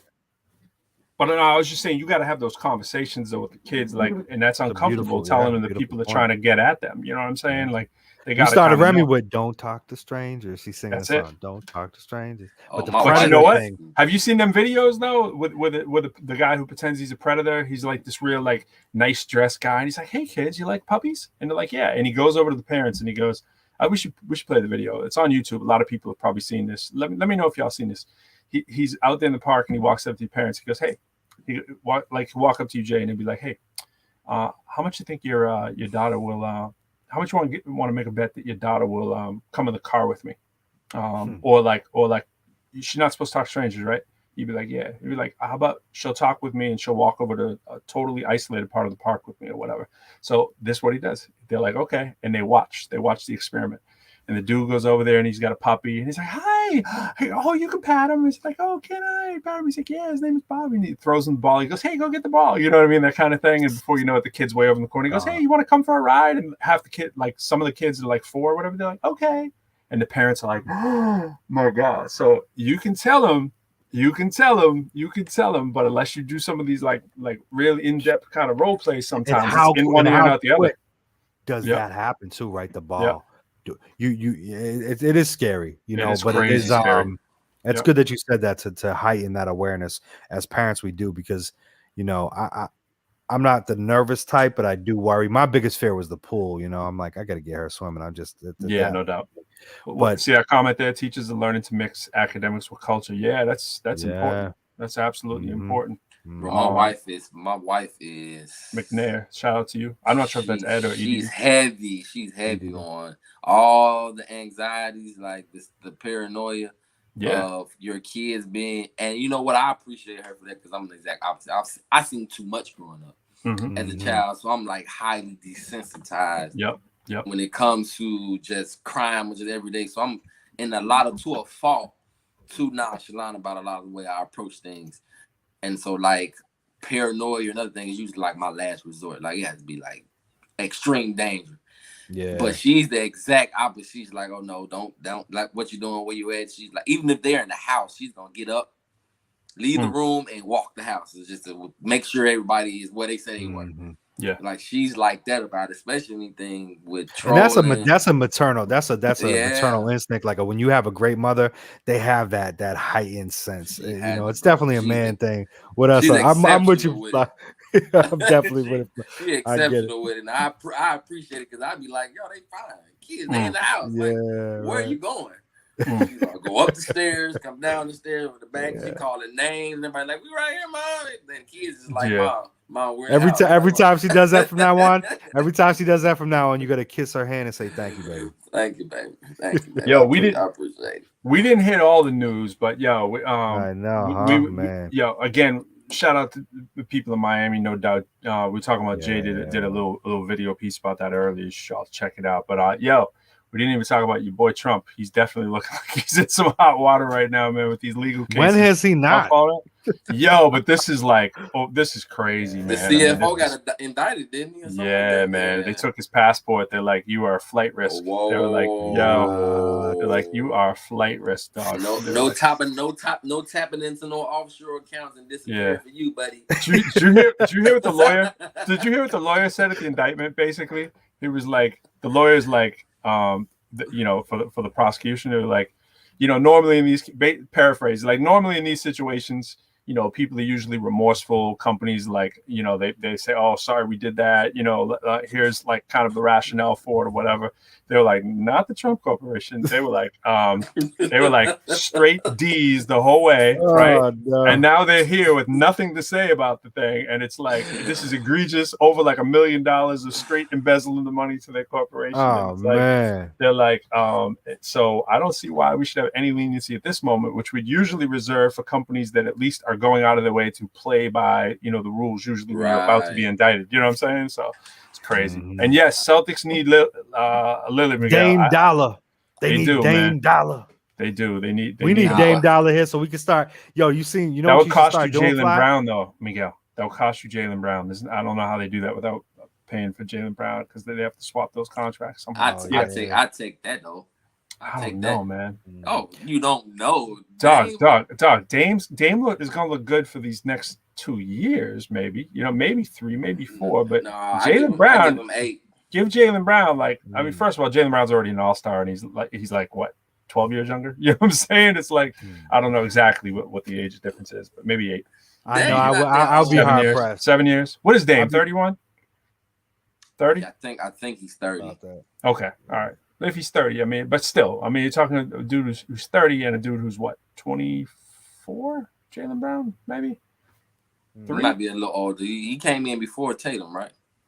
1 year? By like a year. So I think he's like 24.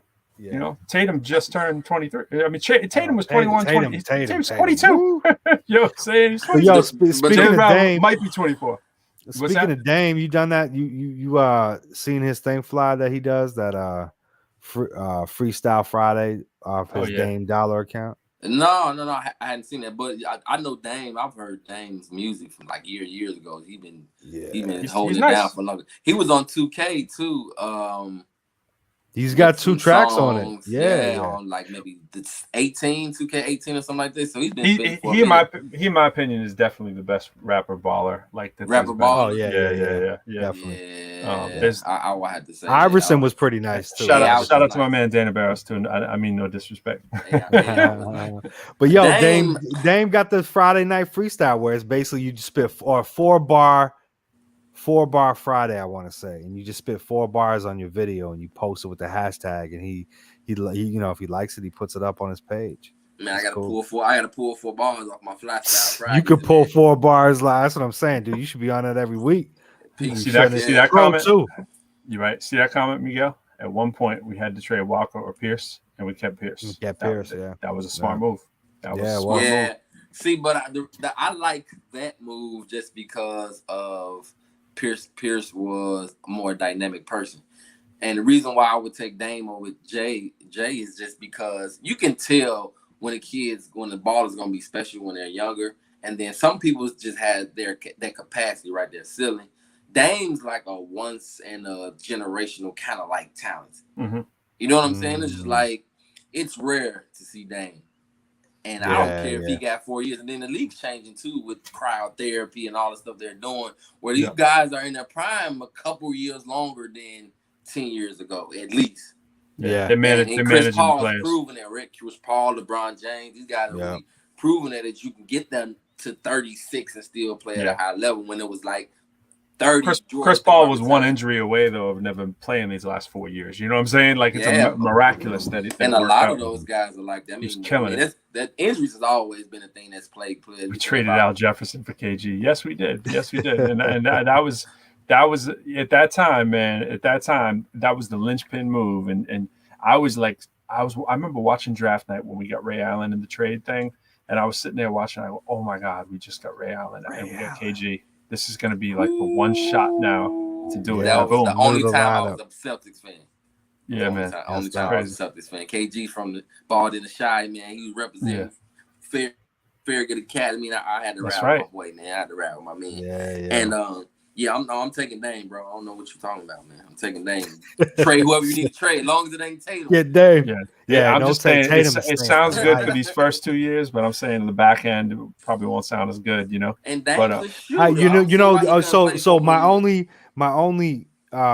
addition to what you guys saying, right, would be that the chemistry between Tatum and Jalen is. I mean, they do kind of play almost the same position. That's the only kind of weird thing. That's part of the problem.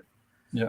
Which is why I think Dame and CJ McCollum won't be successful, because their game is so similar. They basically play the same position in a lot of ways. Like, they're really more both shooting guards that can play almost like they handle the ball like off guards. But and then they're small and liabilities on defense. Like, What do you think Jaylen Brown scored per game? I'm looking at his stats. What do you think he scored this year? About a dub. No, he scored 24.7.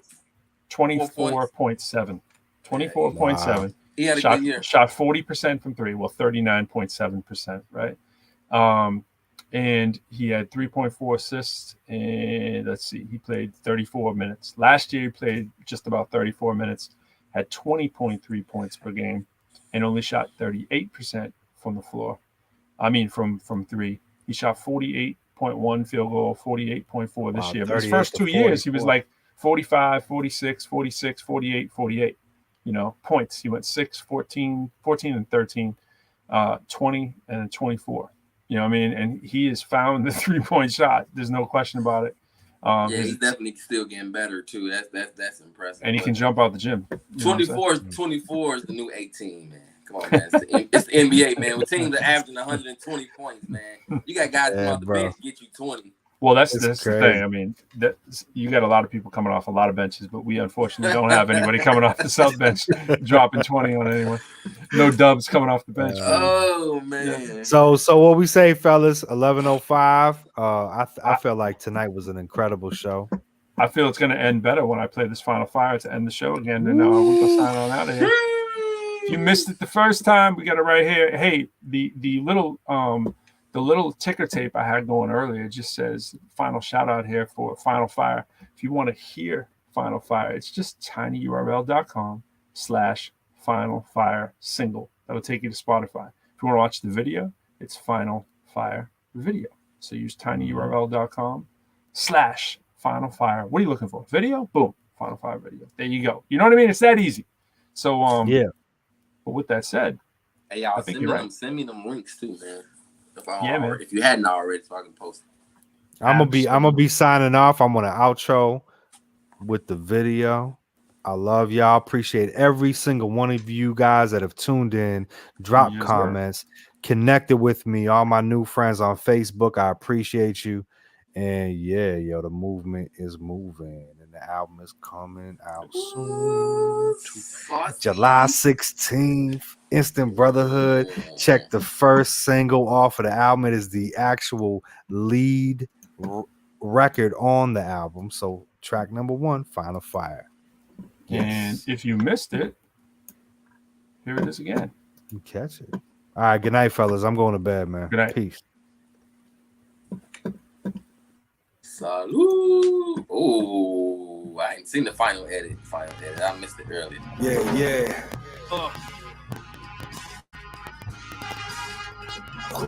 What up, Vegas? What up, Boston, Mass? Yeah. What up, Amsterdam? Wingman in the DMV. Yeah. So ties the final five. Immaculately crafted in these halls, hieroglyphs. Born and translated, the vocabulary's obvious. Throw your arms later when the beats is the catalyst. Mind the word labor, retrace back to avarice. Got the old hater buying back at my establishment. Lit the torch, May 21st, 2020, bagging up your purse. Cause I hearse with a chariot. No dirt for my Harriet. It hurts, so I tally it. Finite things off the cross when I carry it. Primo suits in the booth, then I marry it. Kilos group for a keynote activist. Trolls in the feet, hide them. You test the accurate. You weak off the words, I take them to inhabitants. The front line with me, red dots on contaminants. Quotables over punchlines, call the ambulance. Atmosphere bright, off the ambulance. Hands and wrists stay lit with the amethyst. Dripping the ambiance from the sconces with the candles lit. I can't riffs real quick like a hammer click. My mans and them come dumping a couple cans upon your canvases. Box cutters coming out, we're doing the candlestick. But winning the competition since before the drink you have it. My fame is leverage, obtain all the extras. One expert still remains, or except for the main expletives. I spit flames when you drain your main beverage. Skill will ever obtained and train your brain will hemorrhage. Just my average is so far from your maximum. Subtract them, even my math skills can't even fathom them. Difference between us is steep as elite geniuses. Trying to teach a caveman to read what my recent thesis says. All of my drip, you should feed it through intravenously. So watch these hip-hoppers come back to life with no weaknesses. What up, Vegas? What up, Boston, Mass? What up, Amsterdam? Wingman in the DMV. So ties the final five. What up, Vegas? What up, Boston, Mass? What up, Amsterdam? Wingman in the DMV. Yo, you know we got the PS Perkins in the house. Why did this happen? Who created this wretched travesty passing itself off as life? How did it move from father to son, all sharing the same block on the block while doing time on the rock? Insouciantly regarding the world around him, long ago relinquishing his throne of royalty. Subjects scattered through global channels of shackled disbursement, swept away by kingly decrees of worthless worth, bearing generations of averted birth, no longer able to retain, trying to maintain, struggling to regain knowledge, internalize, necessitating greatness. King. Shout out to PS Perkins. We out, y'all. Peace.